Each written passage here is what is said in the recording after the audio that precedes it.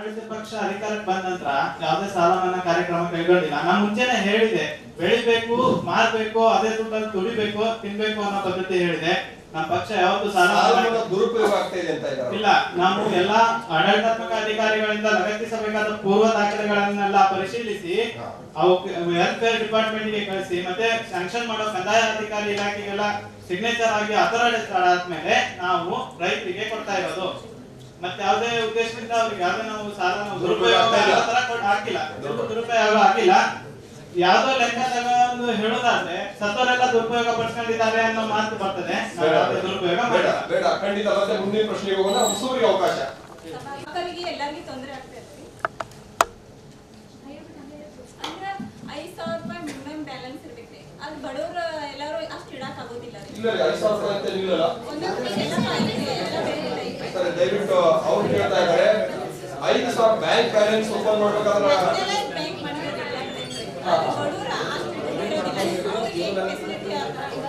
ಒಂದು ನಿಮಿಷ. ಮಾನ್ಯ ಆಡಳಿತ ಸದಸ್ಯರುಗಳೇ, ಹೇಳಿ. ಮೈಕ್ ತಗೊಳ್ಳಿ. ಇನ್ನೊಂದು ಕೊಡಿ. ಆಡಳಿತ ಪಕ್ಷದವರು ಪ್ರೊವೈಡ್ ಮಾಡಬೇಕು. ಮಾನ್ಯ ಸಚಿವರೇ, ನೀವು ಮೈಕ್ ಅನ್ನು ಕೂಡ ನೀವೇ ಪ್ರೊವೈಡ್ ಮಾಡ್ಬೇಕಾಗತ್ತೆ.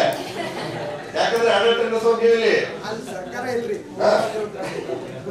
ಬ್ಯಾಂಕ್ಗಳನ್ನ ನ್ಯಾಷನಲೈಸ್ ಮಾಡೋದ್ರಿಂದ ಇವಾಗ ಒಂದು ಮ್ಯಾಕ್ಸ್ ಅಕೌಂಟ್ ಅಂತ 25,000 ಮೇಂಟೈನ್ ಮಾಡಬೇಕು. ಅದಕ್ಕೆ ಡೈಲಿ ವಿತ್ಡ್ರಾವಲ್ 1 lakh ಇರ್ತೈತಿ. ನಾವು ಅಷ್ಟೆಲ್ಲ ವಿತ್ಡ್ರಾ ಮಾಡ್ಕೋಬಹುದು ATM ಆಮೇಲೆ ನೆಟ್ ಬ್ಯಾಂಕಿಂಗ್ ನಾವು RTGS ಅದು ಇದಂತ ಸಿಕ್ಕಾಪಟ್ಟೆ ಮಾಡ್ಕೋಬಹುದು. ಆಮೇಲೆ ನೆಕ್ಸ್ಟ್ 5,000 ಅದಕ್ಕೆ 50,000 ನಾವು ಡೇ ವಿತ್ಡ್ರಾವಲ್ ಮಾಡ್ಕೋಬಹುದು. Zero balance agriculture account 161 product code ಅವ್ರು ಹೇಳ್ತಾರು. ಅದಕ್ಕೆ ATM ಚಾರ್ಜಸ್ ಡೈಲಿ 1,000 2,000 ಇಷ್ಟೇ ನೀವು ವಿತ್ಡ್ರಾವಲ್ ಮಾಡ್ಕೊಳ್ಳೋದು. ಮತ್ತು ಅವ್ರೇನಾದ್ರೂ ಈಗ ಬಡವರಿಗೆ ಲೋನ್ ಬೇಕಾಗಿರ್ತದಲ್ಲ, ಅವ್ರು ಏನ್ ಮಾಡ್ಬೇಕಂತಂದ್ರೆ ರೀ, ಸ್ಯಾಲರಿ ಲೋನ್, ಪರ್ಸನಲ್ ಲೋನ್ ತಗೋಬೇಕಂತಂದ್ರೆ ಮಿನಿಮಮ್ ಅವ್ರ ಅಕೌಂಟಿಗೆ ಎಲ್ಲ ಕಟ್ಟಾಗಿ 30,000 ಬರಬೇಕು. ದೊಡ್ಡ ಮಂದಿಗೆ ಒಂದ್ ತಿಂಗಳಿಗೆ PF ಎಲ್ಲ ಕಟ್ಟಾಗಿ 30,000 ಅಕೌಂಟಿಗೆ ಬರಬೇಕು. ಆದ್ರೆ ಈಗ ಲೋನ್ ಕೊಡ್ತಾರೆ, personal loan, business loan 2 crore ಕೊಡ್ತಾರೆ. ಒಬ್ಬೊಬ್ಬರಿಗೆ 2 crore 3 crore ಎಲ್ಲ ಕೊಡ್ತಾರೆ. ಅಂದ್ರೆ ದೊಡ್ಡ ಮಂದಿನ ದೊಡ್ಡವ್ರು ಮಾಡ್ತಾರೆ. ಈಗ 25,000 23,000 ಅಕೌಂಟಿಗೆ ಜಮಾ ಆಗ್ತಿದ್ದಲ್ಲ, ಅವರಿಗೆ ಲೋನ್ ಕೊಡೋದಿಲ್ಲ ಅಂತೆ. ಮತ್ತೆ ಅವ್ರ ಕಂಡೀಷನ್ಸ್ ಹಂಗಿದ್ರೆ CPV ಅದು ಇದು ಅಂತ ಹೇಳ ಕಂಡೀಷನ್ಸ್ ಮಾಡ್ತಾರೆ. ಹಂಗಾದ್ರೆ ದೊಡ್ಡವ್ರು ಅಷ್ಟೇ ಬೆಳೆಯೋದ, ಸಣ್ಣವ್ರಿಗೆ ಲೋನ್ ಕೊಡಂಗಿಲ್ಲ, ಅವ್ರಿಗೆ ಹೋಮ್ ಕಟ್ಸ್ಕೋದಿಲ್ಲ, ಏನಿರೋದಿಲ್ಲ. ಖಂಡಿತ ಅವ್ರು ಹೇಳೋದು ಮೊದಲೇ ಪ್ರಶ್ನೆ ಏನಂತಂದ್ರೆ, ಈ ನ್ಯಾಷನಲೈಸ್ ಬ್ಯಾಂಕ್ ಅಲ್ಲಿ ಅಕೌಂಟ್ ತೆಗಿಬೇಕಾದ್ರೆ 5,000 ಇರಬೇಕು ಅಥವಾ ಇನ್ಕಮ್ ಸರ್ಟಿಫಿಕೇಟ್ ಇರ್ಬೇಕಂತ ಹೇಳ್ತಾರೆ. ಯಾರಿಗೆ ಇನ್ಕಮ್ ಇರುತ್ತೋ ಅವ್ರಿಗೆ ಸೌಲಭ್ಯ ಇರೋದಿಲ್ಲ, ಯಾರಿಗೆ ಸೌಲಭ್ಯ ಇರುತ್ತೋ ತಗೊಳ್ತಿರ್ತಾರೋ ಅವ್ರಿಗೆ ಇನ್ಕಮ್ ತೋರಿಸ್ಲಿಕ್ಕೆ ಆಗೋದಿಲ್ಲ. ಸೊ ಇದಕ್ಕೆ ತಾವೇನು ಉತ್ತರ ಕೊಡ್ತಾ ಇದ್ದಾರೆ? ಮೊದಲನೇದಾಗಿ ಬ್ಯಾಂಕ್ಸ್ ಕೇಂದ್ರ ಸರ್ಕಾರ ಮತ್ತು RBI ಗೈಡ್ಲೈನ್ಸ್ ಒಳಗೆ ಬರ್ತಾವೆ. ರಾಜ್ಯ ಸರ್ಕಾರ ಒಳಗೆ ಈ ವಿಷಯದೊಳಗೆ ನಾವು ಏನೋ ಒಂದು ಹಸ್ತಕ್ಷೇಪ ಮಾಡ್ಲಿಕ್ಕೂ ಆಗಲ್ಲ. ನಮ್ಗೊಂದು ಪರಿಮಿತಿಗಳು ನಮ್ದು ಅಧಿಕಾರ ಐತಿ. ಅಂದ್ರೆ ಜನರಲ್ ಖಾತೆ ಇಲ್ವಾ? ಅವ್ರು ಕೇಳ್ತಾ ಇರೋದು ಜೀರೋ ಬ್ಯಾಲೆನ್ಸ್ ಬಗ್ಗೆ ಕೇಳ್ತಾ ಇದ್ದಾರೆ. ಅವ್ರ ಸಮಸ್ಯೆ ನಮಗ್ ಪರಿಮಿತಿಯೊಳಗೆ ಇದ್ರೂ ಕೂಡ ನಾವು ಅವ್ರು ಕೇಳೋ ಪ್ರಶ್ನೆ ಸಮರ್ಪಕ ಇರೋ ಕಾರಣಕ್ಕೆ ನಮ್ದೊಂದು ನಿಯೋಗ ಕೇಂದ್ರ ಸರ್ಕಾರಕ್ಕೆ ಹೋಗಿ ಈ ಒಂದು ಸಮಸ್ಯೆಗಳಾಗಿರ್ತಕ್ಕಂಥ ಎಲ್ಲಾ ಸಮಸ್ಯೆಗಳಿಗೆ ಪರಿಹಾರ ನೋಡಿ ಪ್ರಯತ್ನ ಮಾಡ್ತೀವಿ. ಖಂಡಿತ. ಇಲ್ಲ ಏನಾಗುತ್ತಪ್ಪ ಅಂದ್ರೆ, ರಾಷ್ಟ್ರೀಯ ನೀತಿಯಲ್ಲಿ ಬರೋದ್ರಿಂದ RBI ಅದರದೇ ಆಗಿರ್ತಕ್ಕಂಥ ನೀತಿಗಳನ್ನ ಅಳವಡಿಸಿಕೊಳ್ಳುತ್ತೆ. ಹಾಗಾಗಿ ಅದನ್ನೇ ನೋಡ್ಕೊಳ್ಳುತ್ತೆ. ಮುಂದಿನ ಪ್ರಶ್ನೆ ಹೋಗೋಣ. ಮಹಿಳಾ ಮತ್ತು ಮಕ್ಕಳ ಅಭಿವೃದ್ಧಿ ಸಚಿವರಿಗೆ ಒಂದು ಪ್ರಶ್ನೆ ಕೇಳುವುದಂದ್ರೆ, ಸಮಾಜದಲ್ಲಿ ಪ್ರಾಥಮಿಕ ಶಿಕ್ಷಣವನ್ನು ಪಡೆದುಕೊಳ್ಳುತ್ತಿದ್ದ 6 ರಿಂದ 14 ವರ್ಷಗಳ ಮಕ್ಕಳಿಗೆ ಕಡ್ಡಾಯವಾಗಿ ಶಿಕ್ಷಣವನ್ನು ಒದಗಿಸಿಕೊಳ್ಬೇಕು. ಅದರ ಜೊತೆಗೆ ಸಮಾಜದಲ್ಲಿ ಶಿಕ್ಷಕರ ಕೊರತೆ ಇದೆ. ಜೊತೆಗೆ ವಿದ್ಯಾರ್ಥಿಗಳಿಗೆ ಯಾವುದೇ ರೀತಿ ಸರ್ಕಾರದ ಯೋಜನೆಗಳನ್ನು ತಲುಪುತ್ತಿಲ್ಲ.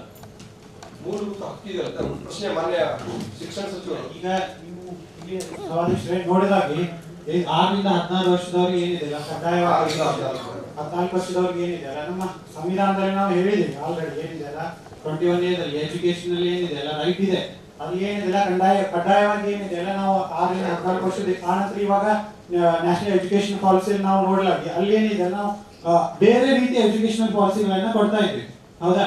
ಆನಂತರ ಇವಾಗ ಶಿಕ್ಷಕರಿಗೆ ಇದು ಆಗ್ತಾ ಇಲ್ಲ ಅಂತ ಹೇಳ್ತಿದ್ರು. ಶಿಕ್ಷಕರಿಗೆ ಏನಿದೆ ನಾವು ಅವರು ನಮ್ಮ ಹೊಸ ಎಜುಕೇಶನಲ್ ಪಾಲಿಸಿಯಲ್ಲಿ ಅವ್ರು ಹೇಳಿದ ಹಾಗೆ ಶಿಕ್ಷಕರನ್ನ ಕೂಡ ಪರಿಣಿತಿಯಾಗಿ ಯಾವ ತರ ಇದ್ದಾರೆ ಅಂತ ಹೇಳ್ಬಿಟ್ಟು ಮೌಲ್ಯವರ್ಧಿತವಾಗಿ ಏನಿದೆ ಎಲ್ಲ ಸೆಲೆಕ್ಷನ್ ಮಾಡ್ತಾ ಇದ್ದಾರೆ. ಸೊ ಆ ಕಾರಣದಿಂದ ಏನಿದೆ ಸೆಲೆಕ್ಷನ್ ಕೂಡ ಅವ್ರದ್ದು ಏನಿದೆ ಕರೆಕ್ಟ್ ಆಗ್ತಾ ಇದೆ. ಸರಿ ಸರಿ ಓಕೆ, ಮುಂದಿನ ಪ್ರಶ್ನೆ ಹೋಗೋಣ. ಮಾನ್ಯ ಸಭಾಪತಿಗಳಿಗೆ ನನ್ನ ನಮಸ್ಕಾರಗಳು. ನನ್ನ ಪ್ರಶ್ನೆ ಮುಖ್ಯಮಂತ್ರಿಗಳಿಗೆ. ಮೇಕೆದಾಟು ಯೋಜನೆಯ ಕುರಿತು ಈ ಯೋಜನೆಯನ್ನು ಮಾಡ್ತಿರ್ತಾರಲ್ಲ, ಆ ಯೋಜನೆಯಿಂದ ಜನವಸತಿ ಅಲ್ಲೇ ಇರ್ತಕ್ಕಂಥ ಜನರಿಗೆ ಆ ಸ್ಥಳವನ್ನ ಬಿಟ್ಟು ಹೋಗ್ಬೇಕಾಗಿರ್ತದೆ. ಮತ್ತ ಅಲ್ಲಿ ಇರ್ತಕ್ಕಂಥ ಸುಮಾರು 4996 ಹೆಕ್ಟೇರ್ ಅರಣ್ಯ ಪ್ರದೇಶ ಮುಳುಗಡೆ ಆಗೋ ಸಾಧ್ಯತೆ ಇದೆ. ಅದ್ರೊಳಗ 90% ಅರಣ್ಯ ಭೂಮಿ ಮತ್ತು ಕಂದಾಯ ಇಲಾಖೆ ಭೂಮಿ ಸೇರಿವೆ. ಅದರಿಂದಾಗಿ ಅಲ್ಲಿರ್ತಕ್ಕಂಥ ಜೀವ ಸಂಕುಲಗಳಿಗೆ ತೊಂದರೆ ಆಗ್ತಿದೆ. ಅದಕ್ಕಾಗಿ ತಾವು ಏನು ಕ್ರಮ ಕೈಗೊಂಡಿದ್ದೀರಿ? ಅಲ್ಲಿ ಜನವಸತಿ ಒಳಗಡೆ ಆಗ್ಬೇಕಾಗತ್ತೆ, ಆನೆ ಕಾರಿಡಾರ್ ಕೂಡ ತೊಂದರೆ ಆಗತ್ತೆ ಅಂತ ಹೇಳ್ತಾರೆ. ದಯವಿಟ್ಟು ಸಚಿವರು ಉತ್ತರ ಕೊಡ್ಬೇಕು ಅದಕ್ಕೆ. ಮೇಕೆದಾಟು ಬಗ್ಗೆ ಅವ್ರಿಗೆ ಕೊಡಿ, ಉತ್ತರ ಕೊಡಿ. ನೀವು ಇನ್ನೊಬ್ರಿಗೆ ನೋಡಿ, ಬೇರೆ ವಿಷಯಗಳ ಕುರಿತಾಗಿ ಏನಾದ್ರು ಮಾತಾಡಬಹುದು. ಈ ಬಂದ ಪ್ರಶ್ನೆಗಳಿಗೆ ಆಡಳಿತ ಪಕ್ಷದ ಏಕೆಂದರೆ ಆಗಲಿ ಅಂತ ಅಣೆಕಟ್ಟು. ಸೊ ನೀವು ಕೇಳ್ತಿರೋದು ಪ್ರಶ್ನೆ ಸಮಂಜಸ. ನೀವೇ ಕೇಳ್ತಾ ಇರೋದು ಜನವಸತಿ ಮುಳುಗಡೆ ಆಗ್ತಾ ಇದೆ, ಅದಕ್ಕೆ ಸೂಕ್ತ ಕ್ರಮ ಏನ್ ಕೊಡ್ತಾ ಇದೆ ಅಂತ ಹೇಳಿ. ಪರಿಹಾರ ಈಗ ನಾನು ಕೇಳೋದಂದ್ರೆ, ಸೊ ನಾವೀಗ ಅಲ್ಲಿ ಬರುವ ಎಲ್ಲ ನೆರೆಹೊರೆ ಗ್ರಾಮೀಣ ಜನರನ್ನು ಬೇರೆ ಕಡೆ ಸ್ಥಳಾಂತರಿಸುವ ಎಲ್ಲ ಅವರಿಗೆ ಸೂಕ್ತವಾಗಿರ್ತಕ್ಕಂಥ ಪರಿಹಾರ ಮೂಲಸೌಕರ್ಯಗಳನ್ನು ಒದಗಿಸ್ತಾ ಇದ್ದೀರಾ? ಸೊ ನಾವು ಅದಕ್ಕೆ ಬೇಕಾದ ಒಂದು ಸಪರೇಟ್ ಆದ ಒಂದು ಬಜೆಟ್ ಅಲ್ಲಿ ಇದು ಮಾಡಿದ್ದೀವಿ.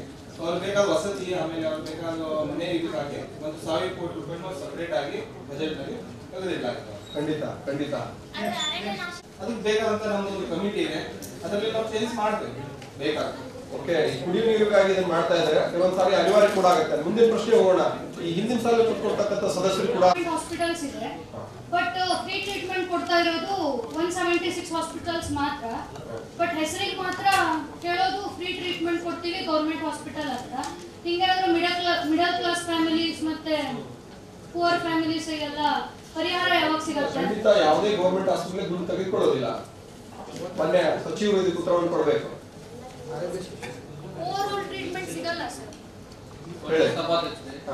ಆದ್ರೆ ಬರೀ ಸಣ್ಣ ಪುಟ್ಟ ವ್ಯಾಧಿಗಳಿಗೆ ರೋಗಗಳಿಗೆ ಮಾತ್ರ ಸಿಗ್ತಾ ಇದೆ. ತೊಂದರೆ ಆದ್ರೆ ಮುಂದೆ ಹೇಗೆ ಅಂತ ಎಲ್ಲರಿಗೂ ಉಚಿತ ಚಿಕಿತ್ಸೆನೆ ಕೊಡ್ತಾ ಇದೀವಿ ನಾವು. ಯಾರಿಗೂ ದುಡ್ಡಂತೂ ತಗೊಳ್ಳೋದಿಲ್ಲ. ಈ ಕೆಲವೊಂದು ವೈದ್ಯರ ನಿರ್ಲಕ್ಷ್ಯದಿಂದ ಕೆಲವರಿಗೆ ಅವಕಾಶ ಇದೆ, ಉಚಿತ ಚಿಕಿತ್ಸೆ ಲಭಿಸ್ತಾ ಇಲ್ಲ. ಅದ್ರ ಬಗ್ಗೆ ನಾವು ಒಂದಿಷ್ಟು ಸದಸ್ಯರನ್ನ ನೇಮಕ ಮಾಡಿ ಅದ್ರ ಬಗ್ಗೆ ನಾವು ಸಮರ್ಪಕ ಅನಿಸ್ತಾ ಇದೆ. ಉತ್ತರ ಖಂಡಿತ ಖಂಡಿತ.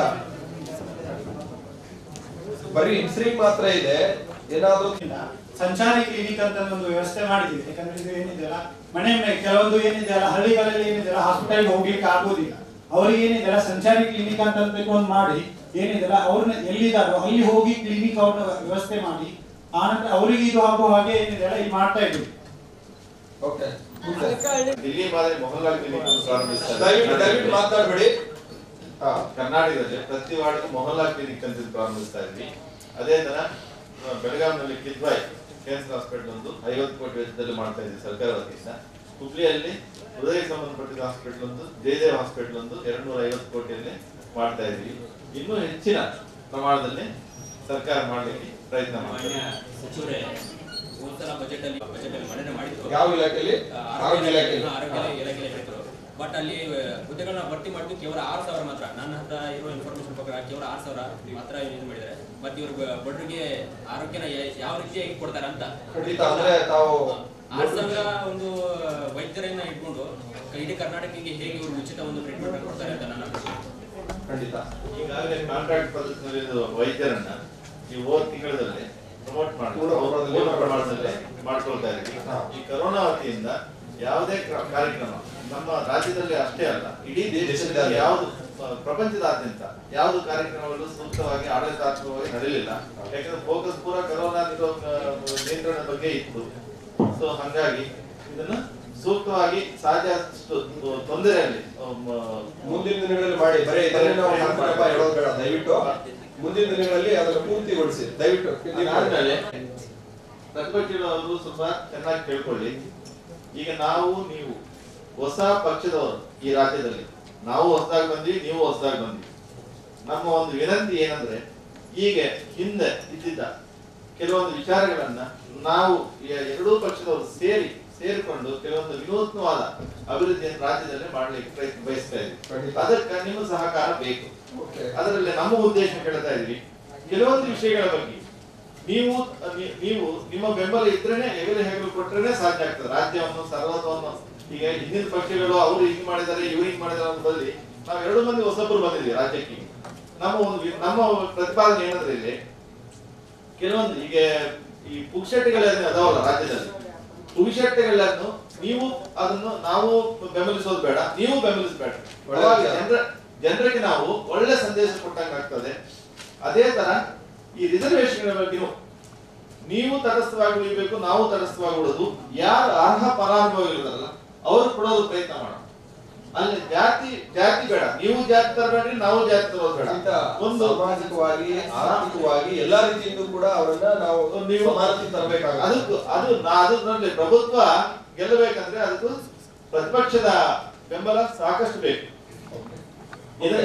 ಇದನ್ನು ಮನವರಿಕೆ ಮಾಡಿಕೊಂಡು ಮುಂದಿನ ಕಾರ್ಯಕ್ರಮ ನಡೆಸಿ. ಓಕೆ, ಪ್ರಶ್ನೆ ಅವಕಾಶ ಕೊಡುತ್ತೆ. ಈಗ ಸರ್ಕಾರ ಆಂಟಿ ಕೌ ಸ್ಲಾಟರ್ ಬಿಲ್ ಆಗಲಿ, ಆಂಟಿ ಕನ್ವರ್ಷನ್ ಬಿಲ್ ಆಗಲಿ, ಇದ್ರ ಬಗ್ಗೆ ಎಲ್ಲ ಡಿಸ್ಕಷನ್ ಇದೆ. ಆದ್ರೆ ಮ್ಯಾರಿಟಲ್ ರೇಪ್ ಕುರಿತು ಏನು ಡಿಸ್ಕಷನ್ ನಾವು ಕಾಣ್ತಾ ಇಲ್ಲ. ಸೊ ಮ್ಯಾರಿಟಲ್ ರೇಪ್ ಅನ್ನೋ ಅಫೆನ್ಸ್ಗೆ ಅವರು ಅಷ್ಟು ಸೀರಿಯಸ್ ಅಂತ ಅನ್ಕೊಳ್ಳೋದಿದ್ರು. ಇನ್ನು ಅವ್ರದ್ದು ಏನು ಒಪಿನಿಯನ್ ಇದೆ ಇದು ಮ್ಯಾರಿಟಲ್ ರೇಪ್ ಅಫೆನ್ಸ್ ಬಗ್ಗೆ ಅಂತ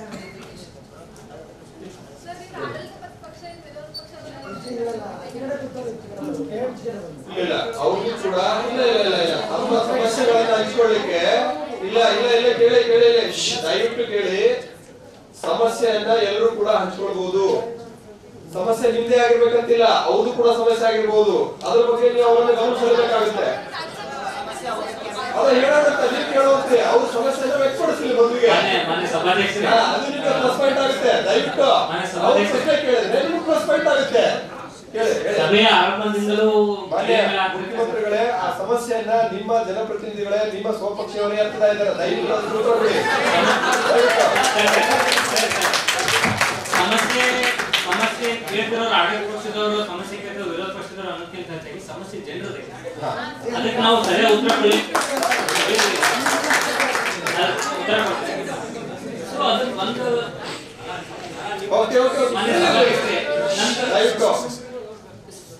ಈ ಒಂದು ಸಭೆ ಸ್ಟಾರ್ಟ್ ಆಗಲಿಂದ ಒಂದು ಬಹಳ ಚರ್ಚೆಗೆ ಬಂದಿರೋದು ಮಹಿಳಾ ಮೇಲೆ ಆಗಿರ್ತಕ್ಕಂಥ ಅತ್ಯಾಚಾರಗಳು, ಅನಾಚಾರಗಳು ಬಗ್ಗೆ.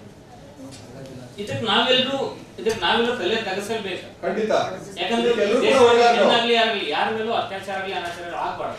ಸೊ ಇದಕ್ಕೆ ನಾವು ಒಂದು ಪರ್ಮನೆಂಟ್ ಸೊಲ್ಯೂಷನ್ ಏನಪ್ಪಾ ಅಂದ್ರೆ ನಮಗೆ ಸದ್ಯ ಮಟ್ಟಿಗೆ ಕಾಣ್ತಿರೋದು ಏನಂತಂದ್ರೆ ಪ್ರತಿಯೊಂದು ಕೋರ್ಟ್ ಒಳಗಡೆ ಇದಕ್ಕೆ ಸಪರೇಟ್ ಆಗಿ ಬೆಂಚ್ ರೆಡಿ ಮಾಡ್ಬೇಕು ಮಹಿಳೆಗೋಸ್ಕರನೇ. ಆಮೇಲೆ ಆಲ್ರೆಡಿ ಚೆನ್ನಮ್ಮ ಮಹಿಳಾ ಸಹಾಯವಾಣಿ ಇದೆಯಲ್ಲ, ಆ ಸಹಾಯವಾಣಿ ಮೂಲಕ ಈಗ ಯಾರಿಗೆ ಏನು ಹೆಣ್ಮಕ್ಳಿಗೆ ಏನು ಅವ್ರ ಮೇಲೆ ದೌರ್ಜನ್ಯ ಆಗಿರ್ತೈತಲ್ಲ ಅವ್ರು ಪ್ರೈವೇಸಿಯಾಗಿ ಅವ್ರು ಕಾಲ್ ಮೂಲಕ ಅಥವಾ ನೇರವಾಗಿ ಹೋಗೋದ್ರ ಮೂಲಕ ಅವ್ರು ಕಂಪ್ಲೇಂಟ್ ಲಾಗ್ ಮಾಡ್ಬೋದು. ಇಲ್ಲಿ ಇಂಪಾರ್ಟೆಂಟ್ ಏನಂದ್ರೆ ಯಾರು ಮುಂದ್ ಬರ್ತಾ ಇಲ್ಲ ಅನ್ನೋದು. ಮುಂದ್ ಬರ್ತಾ ಇಲ್ಲ ಅನ್ನೋ ಕಾರಣಕ್ಕೆ ಅಲ್ಲಿ ಇನ್ನೊಂದು ಏನಿದೆ ಅಂತಂದ್ರೆ ಯಾರ ಹೆಸರನ್ನ ಅಥವಾ ಯಾವ ಮಹಿಳೆ ಏನ ದೌರ್ಜನ್ಯ ಆಗಿರ್ತೈತಲ್ಲ ಅವ್ರ ಹೆಸರಾಗ್ಲಿ ಅವ್ರ ಐಡೆಂಟಿಟಿ ಆಗಲಿ ಎಲ್ಲೂ ಡಿಸ್ಕ್ಲೋಸ್ ಮಾಡೋದಿಲ್ಲ. ಸೊ ಅದನ್ನ ಪ್ರೈವೇಸಿಯಾಗಿ ಅವ್ರ ಸಮಸ್ಯೆನ ಬಗೆಹರಿಸಲ್ಲ ಪ್ರಯತ್ನ ಕೋರ್ಟ್ ಮೂಲಕ ಮಾಡ್ತೀವಿ. ಸರ್ಕಾರದ ಮೂಲಕ ಅಂತಂದ್ರೆ ಕೋರ್ಟ್ಗೆ ಯಾರಿಗೆ ಅನ್ಯಾಯ ಇರ್ತೈತಿ ಅವರು ಕೋರ್ಟಿಗೆ ಹೋಗ್ಲಿಕ್ಕೆ ಮಹಿಳಾ ಒಂದು ಸಹಾಯವಾಣಿ ಮೂಲಕ ಅವ್ರಿಗೆ ಸಮರ್ಪಕವಾಗಿ ದಾರಿಯನ್ನ ನಾವು ಕಾಣಿಸ್ಕೊಡ್ತೇವೆ. ಮಾನ್ಯ ಓಕೆ, ಅದನ್ನ ಬಹಳ ಹಿಡಿಸೋದು ಬೇಡ, ಉತ್ತರ ಕೊಟ್ಟಿದ್ದಾರೆ. ದಯವಿಟ್ಟು ವಿರೋಧ ಪಕ್ಷದವರು ಕೂಡ ನೀರಿನ ವ್ಯವಸ್ಥೆ ಮಾಡಿ ಅಂತ ಹೇಳಿ ವಿನಂತಿ ಮಾಡ್ಕೊಳ್ತಾ ಇದ್ದೀನಿ ಅವರಿಗೆ. ರಾಯಚೂರು ಒಳಗೆ ಏರ್ಪೋರ್ಟ್ ಬಿಲ್ಡ್ ಮಾಡಕ್ ಅಂತೇಳಿ ಹೇಳಿದ್ರ, ಆದ್ರೆ ಕೊಪ್ಪಳದಾಗ ಮಾಡ್ತೇವೆ ಅನ್ನಕಂತ 4 ವರ್ಷ ಸರ್, ಇನ್ನೂ ಏರ್ಪೋರ್ಟ್ ಇಲ್ಲ. ಒಂದು 680 crores ಅಷ್ಟೇ ಸ್ಪೆಂಡ್ ಆಗೈತಿ ಐ ವಾಶ್ ಮಾಡೋದು. ಇದ್ರ ಬಗ್ಗೆ ಚುಟುಕಾಗಿ ಉತ್ತರ ಕೊಡಿ ದಯವಿಟ್ಟು.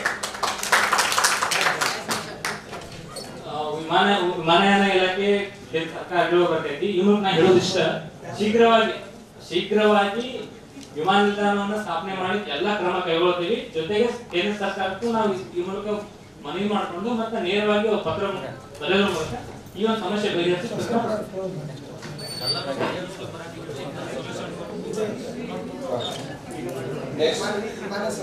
ಒಂದು ನಿಮಿಷ ದಯವಿಟ್ಟು ಕೂತ್ಕೊಳ್ಳಿ. ಹಿಂದಿನ ಸಾಲಿರ್ತಕ್ಕಂಥ ಕೊನೆ ಈ ಒಂದು ನಿಮಿಷ ಹಿಂದಿದ್ದವರು ದಯವಿಟ್ಟು ಅವರು ಮಾತಾಡಿ. ಟೈಮಲ್ಲಿ ಬೆಂಗಳೂರಲ್ಲಿ ಮಾರ್ಷಲ್ಸ್ಗಳು ರೂರಲ್ ಸೈಡ್ ಬಂದಾಗ ಪೊಲೀಸ್ಗಳು ಮಾಸ್ಕ್ ಯಾರು ಹಾಕಿರೋ ಅವ್ರಿಗೆಲ್ಲ ಫೈನ್ ಹಾಕಿದ್ದಾರೆ. 100 ಆಗಲಿ 500 ಆಗಲಿ 1000 ಆಗಲಿ ಎಷ್ಟೆಲ್ಲ ಸರ್ಕಾರ ಫೈನ್ ಕಲೆಕ್ಟ್ ಮಾಡಿದೆಯಲ್ಲ, ಈ ಕಲೆಕ್ಟ್ ಮಾಡಿರೋ ಫೈನ್ ಅನ್ನ ಏನಕ್ಕೆ ಉಪಯೋಗಿಸ್ತಾವ್ರೆ ಅಂತ ಜನರಿಗೆ ತಿಳಿಸ್ಬೇಕಾಗಿದೆ.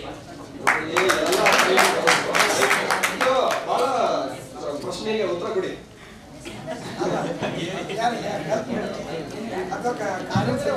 ಯಾರು ಉತ್ತರ ಕೊಡ್ತಾರೆ ಕೊಡಿ, ದಯವಿಟ್ಟು ಬೇಗ ಅವ್ರಿಗೆ. ಇಲ್ಲ ಆ ಹಣ ಬೈಫಿಕೇಶನ್ ಮಾಡ್ತೀರಾ ನೀವು? ಇದು ಫೈನ್ ಬಂದಿರೋದು ಇದನ್ನ ಮೀಸಲ ಹಿಂದೆ ಅಂತೀರಾ ಇರಲ್ಲಲ್ವಾ? ಹೇಳ್ಕೊಟ್ಟಿದ್ದೀವಿ ಮಹಾಸಭಾಪತಿಗಳೇ, ಬಂದಿರೋ ದಂಡಗಳನ್ನು ಎಲ್ಲವನ್ನು. ಇಲ್ಲ ನಾನು ಒಂದು ವಿನಂತಿ ಏನಂದ್ರೆ ಆಡಳಿತ ಪಕ್ಷದವರೆಗೂ ಒಂದು ವಿರೋಧ ಒಂದು ಖಜಾನೆಗೆ ಸೇರುತ್ತೆ. ಅದು ಬೈಫಿಕೇಶನ್ ಆಗೋದಿಲ್ಲ ಹೀಗೆ ಅಂತ ತಿಳ್ಕೊಂಡು, ಒಟ್ಟು ಅದು ಸರ್ಕಾರಿ ಖಜಾನೆ ಒಳಗೆ ಸೇರುತ್ತೆ. ಅದು ತಮ್ಮ ಗಮನಕ್ಕೆ ಇರಲಿ. ಮುಂದಿನ ಪ್ರಶ್ನೆ ಮಾತ್ರ ಇರೋದಿಲ್ಲ ಸರ್, ನಮಗೂ ಪ್ರಶ್ನೆ ಖಂಡಿತ ಇರುತ್ತೆ. ನಮ್ಮ ಪ್ರಶ್ನೆ ಕೇಳೋಕೆ ಅವಕಾಶ ಮಾಡಿಕೊಡ್ಬೇಕು. ಪ್ರಶ್ನೆ ಏನಂದ್ರೆ ವರದಕ್ಷಿಣೆ ನಿಷೇಧ ಕಾಯ್ದೆಯನ್ನ ಜಾರಿಗೆ ತಂದಾರ. ಮೇಡಮ್ ಅದ್ರ ಬಗ್ಗೆ ಡಿಸ್ಕಷನ್ ಮಾಡೋಣ ಅಂತ. ಬೇರೆ ಪ್ರಶ್ನೆ ಇದ್ರೆ ಕೇಳಿ. ವರದಕ್ಷಿಣೆ ನಿಷೇಧ ಕಾಯ್ದೆಯನ್ನ ಜಾರಿಗೆ ತಂದಾರ, ಆದ್ರೆ ಇಲ್ಲಿವರೆಗೂ ಅದರ ಅನುಷ್ಠಾನದಲ್ಲಿ ತುಂಬಾ ಕೊರತೆ ಇದೆ. ವಿದ್ಯಾವಂತರಿಗೆ ಜಾಸ್ತಿ ವರದಕ್ಷಿಣೆ ತಗೊಳ್ತಿದ್ದಾರ, ಇನ್ನು ಬಡವರು ವರದಕ್ಷಿಣೆ ತಗೊಳ್ಳಕ ಹೆದರ್ತಾರ, ವಿದ್ಯಾವಂತರು ತಗೊಳ್ತಾರ.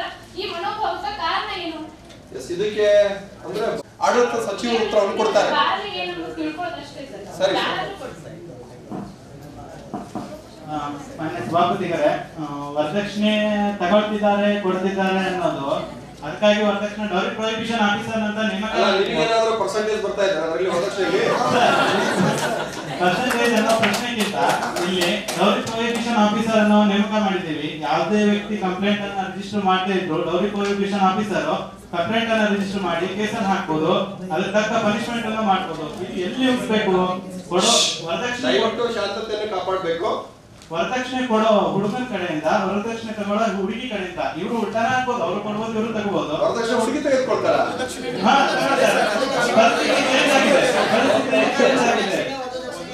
ಇದು ಅವ್ರು ಕೇಳ್ತಾ ಇರೋದು ವರದಕ್ಷಿಣೆ ಬಗ್ಗೆ, ವಧುದಕ್ಷಿಣೆ ಅಲ್ಲ. ಇಲ್ಲಿ ಬರೋ ಪರಿಸ್ಥಿತಿ ಏನಂದ್ರೆ, ಒಂದು ವೇಳೆ ಹುಡುಗ ವರದಕ್ಷಿಣೆನ ಕೊಡದೇ ಇದ್ರೆ, ಹುಡುಗಿ ವರದಕ್ಷಿಣೆ ಕೊಡದೇ ಇದ್ರೆ ಹುಡುಗಿ ಮನೆಯವರಿಗೆ ಒಂದ್ ಸಮಸ್ಯೆ ಎಂತದು, ಓ ನನ್ ಮಗಳನ್ನ ಸರಿ ನೋಡ್ಕೊಳ್ಳೋದಿಲ್ಲ ಅನ್ನೋದು. ಅವ್ರು ತಗೊಂಡೇ ಇದ್ರೆ ಈ ಹುಡುಗ ಏನೋ ಸಮಸ್ಯೆ ಇರ್ಬೇಕನ್ನಪ್ಪ. ಅದಕ್ಕಾಗಿ ಈ ಪರಿಸ್ಥಿತಿ ಒಂದ್ ನಿಮಿಷ ಕಾರಣ ಹೇಳ್ಬೇಡಿ, ಇದು ಕ್ರಮ ಏನು ಹಾಗೆ ಮುಂದುವರ್ತಾ ಇದೆ ಅಂತ ಹೇಳಿ. ಅದಕ್ಕಾಗಿ ನಾವು ದಯವಿಟ್ಟು ವರದಕ್ಷಿಣೆ ಕೇಸು ಈಗ ಮುಂಚೆ ಹೋಗ್ತಿದ್ದಕ್ಕಿಂತ ಈಗ ಕಡಿಮೆ ಆಗುತ್ತೆ. ಸ್ವಲ್ಪ ಟೈಮ್ ಕೊಟ್ರೆ ನಾನು ದಾಖಲೆಯನ್ನು ಸಲ್ಲಿಸ್ತೇನೆ. ಇಲ್ಲ ಕೇಸ್ಗಳು ಕಡಿಮೆ ಆಗಿರ್ಬೋದು, ಯಜ್ಞ ಜಾಸ್ತಿ ನಡೀತಾ ಇದೆ ಅಂದ್ರೆ ತೀವ್ರ ವಿಚಾರಣೆ ಕಾರ್ಯಕ್ರಮವನ್ನು ಕೈಗೊಳ್ತಾ ಇದ್ದೀವಿ. ಆಕ್ಟ್ ತಾನೇ ಒಂದೇ ಸರಿಗೆ ಯಾವುದೇ ಆಕ್ಟ್ ಆಗಲಿ ಕೆಲಸ ಮಾಡುದಿಲ್ಲ. ಹಂತವಾಗಿ ಜನರಿಗೆ ತಿಳಿದಂಗೆ ಆಗ್ತದೆ. ಅವರೇ ಕಂಪ್ಲೇಂಟ್ ಕೊಡೋದು ಹಿಂಜಾದಾಗ ಅವು ಹೆಚ್ಚಾಗಿದೆ ಅನ್ನೋದು ಒಂದು ಕಾರಣ ಬರ್ತದೆ. ಬಿಟ್ರೆ ಅವರು ಕಂಪ್ಲೇಂಟ್ ಕೊಟ್ರೆ ಅವ್ರು ನ್ಯಾಯಾಲಯದಲ್ಲಿ ಪರಿಗಣನೆ ಆಗಿ ಅವ್ರು ತನ್ನ ವಿಚಾರಣೆ ಆಗಿ ಪರಿಹಾರ ಸಿಗ್ತಾ ಇದೆ, ಮತ್ತೆ ಎಷ್ಟೋ ಜನಕ್ಕೆ ಶಿಕ್ಷಣ ಆಗಿದೆ. ಹಂತವಾಗಿ ಜನಕ್ಕೆ ಅರಿವು ಮೂಡ್ತಾ ಇದ್ದಂತೆ ಕಡಿಮೆ ಆಗ್ತದೆ. ಒಂದೇ ಸರಿ ಯಾವ ಕೆಲಸನೂ ಮುಗಿಯೋದಿಲ್ಲ. ಹಂತವಾಗಿ ಈ ಒಂದು ವಿಷಯದಲ್ಲಿ ನಾವು ಬರೀ ಆಡಳಿತ ಪಕ್ಷದವರನ್ನ ಹೊಣೆಗಾರಿಕೆ ಮಾಡೋದಿಲ್ಲ. ದಯವಿಟ್ಟು ಇದಕ್ಕೆಲ್ಲ ನಾವು ಪ್ರಜ್ಞಾವಂತರು ಕೂಡ ಕಾರಣ ಆಗ್ತೀವಿ ಅಂತ ಹೇಳ್ತಾ ಇದ್ವಿ. ನಮಗೆಲ್ಲ ಗೊತ್ತಿದ್ದು ಕೂಡ ಅದಕ್ಕೆ ನಾವೇನ್ ಮಾಡ್ತೀವಪ್ಪ ಅಂದ್ರೆ ಸಹಕಾರ ಕೊಡ್ತಿದ್ವಿ. ಹೌದಾ? ಇದನ್ನ ನಾವು ಕೇವಲ ಬರೀ ಆಡಳಿತ ಪಕ್ಷದ ಮೇಲೆ ಬಟ್ ಮಾಡಿದ್ರೆ ಸಾಲದು. ಇದರಲ್ಲಿ ನಾವು ವಿರೋಧ ಪಕ್ಷದವರು ತೊಡ್ಕೊಂಡಿರ್ಬೋದು ಅಥವಾ ಆಡಳಿತ ಪಕ್ಷದವರು ಕೂಡ ತೊಡ್ಕೊಂಡಿರ್ಬೋದು. ಮುಂದಿನ ವಿಷಯಕ್ಕೆ ಹೋಗೋಣ ದಯವಿಟ್ಟು. ಸಂಚಾರ ಹಾಗೂ ಗಣನೀಯ ಪ್ರಮಾಣದಲ್ಲಿರುವ ತಾಲೂಕು ಹಾಗೂ ಪುರಸಭೆ ಮತ್ತು ನಗರ ಪ್ರದೇಶಗಳಲ್ಲಿನ ಸಂಚಾರ ದಟ್ಟಣೆಯನ್ನ ನಿಯಂತ್ರಿಸುವಲ್ಲಿ ಈ ಒಂದು ಸಾರ್ವಜನಿಕರಿಗೆ ಸಂಚಾರ ಒಂದು ಸುವ್ಯವಸ್ಥೆಯನ್ನ ಒದಗಿಸುವಲ್ಲಿ ಆ ಒಂದು ಸರ್ಕಾರದ ಕ್ರಮಗಳು ಏನ್ ಕೈಗೊಂಡರ ಅಂತ ಕೇಳಲಿಕ್ಕೆ ಇಷ್ಟಪಡ್ತೀನಿ. ತಾಲೂಕು ಮಟ್ಟದಲ್ಲಿ ಕೂಡ ಸಂಚಾರಿಸುವ ವ್ಯವಸ್ಥೆ ಸರಿ ಇಲ್ಲ ಅಂತೀರಾ? ತಾಲೂಕುಗಳಲ್ಲಿ ದಯವಿಟ್ಟು ಉತ್ತರ ಕೊಡಬೇಕು. ನನ್ನ ಗಣನೆಗೆ ಬಂದಾಗೆ ಸಿಟಿಗಳಲ್ಲಿ ಇರ್ಬೋದು ಸಂಚಾರ ವಿಷಯ ಅಂದ್ರೆ ರಸ್ತೆಗಳು ಹೇಳ್ತಾ ಇದ್ರು, ವಾಹನಗಳು ಜಾಸ್ತಿ ಓಡಾಡ್ತಾ ಇದೆ ಅಂತ ಹೇಳ್ತಿದ್ರು, ಅಥವಾ ಆಕ್ಸಿಡೆಂಟ್ ಆಗ್ತಾ ಇದೆ ಅಂತ ಹೇಳ್ತಾ ಇದ್ರ, ಯಾವ ಅಪಘಾತಗಳಾಗ್ತಾ ಇದೆ ಅಂತ ಹೇಳ್ತಾರೆ.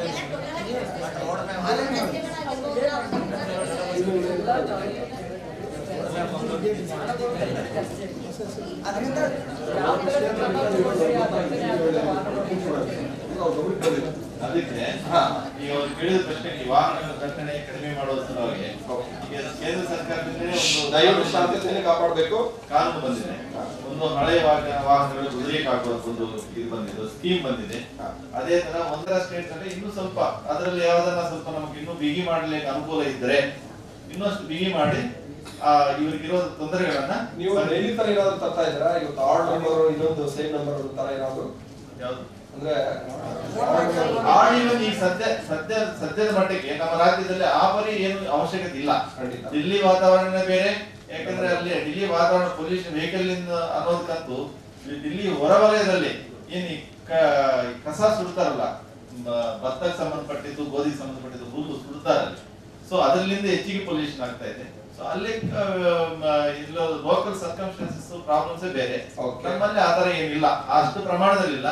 ಆದ್ರೆ ಇದೆ, ಜನರ ದಟ್ಟಣೆ ಹೆಚ್ಚಿಗೆ ಆಗ್ತಾ ಇದೆ, ವಾಹನಗಳು ಹೆಚ್ಚಿಗೆ ಆಗ್ತಾ ಇದಾವೆ, ಅದು ಸೂಕ್ತ ಕ್ರಮ ತಗೊಳ್ತಾ ಇದೆ. ಖಂಡಿತ ಖಂಡಿತ. ಈಗ ನಾವು ಇಲ್ಲಿವರೆಗೂ ಕೂಡ ಈ ಪ್ರಶ್ನೋತ್ತರ ವೇಳೆಯನ್ನ ಇಲ್ಲಿಗೆ ನಾವು ಮುಗಿಸಿ ಈಗ ಶೂನ್ಯ ವೇಳೆಗೆ ಚರ್ಚೆ ಮಾಡೋಣ. ಒಬ್ಬಿಬ್ರು ಯಾರಾದ್ರೂ ಇದಕ್ಕೆ ಪ್ರಶ್ನೆಯನ್ನ ಕೇಳಬಹುದು. ಶೂನ್ಯ ವೇಳೆ ಚರ್ಚೆ.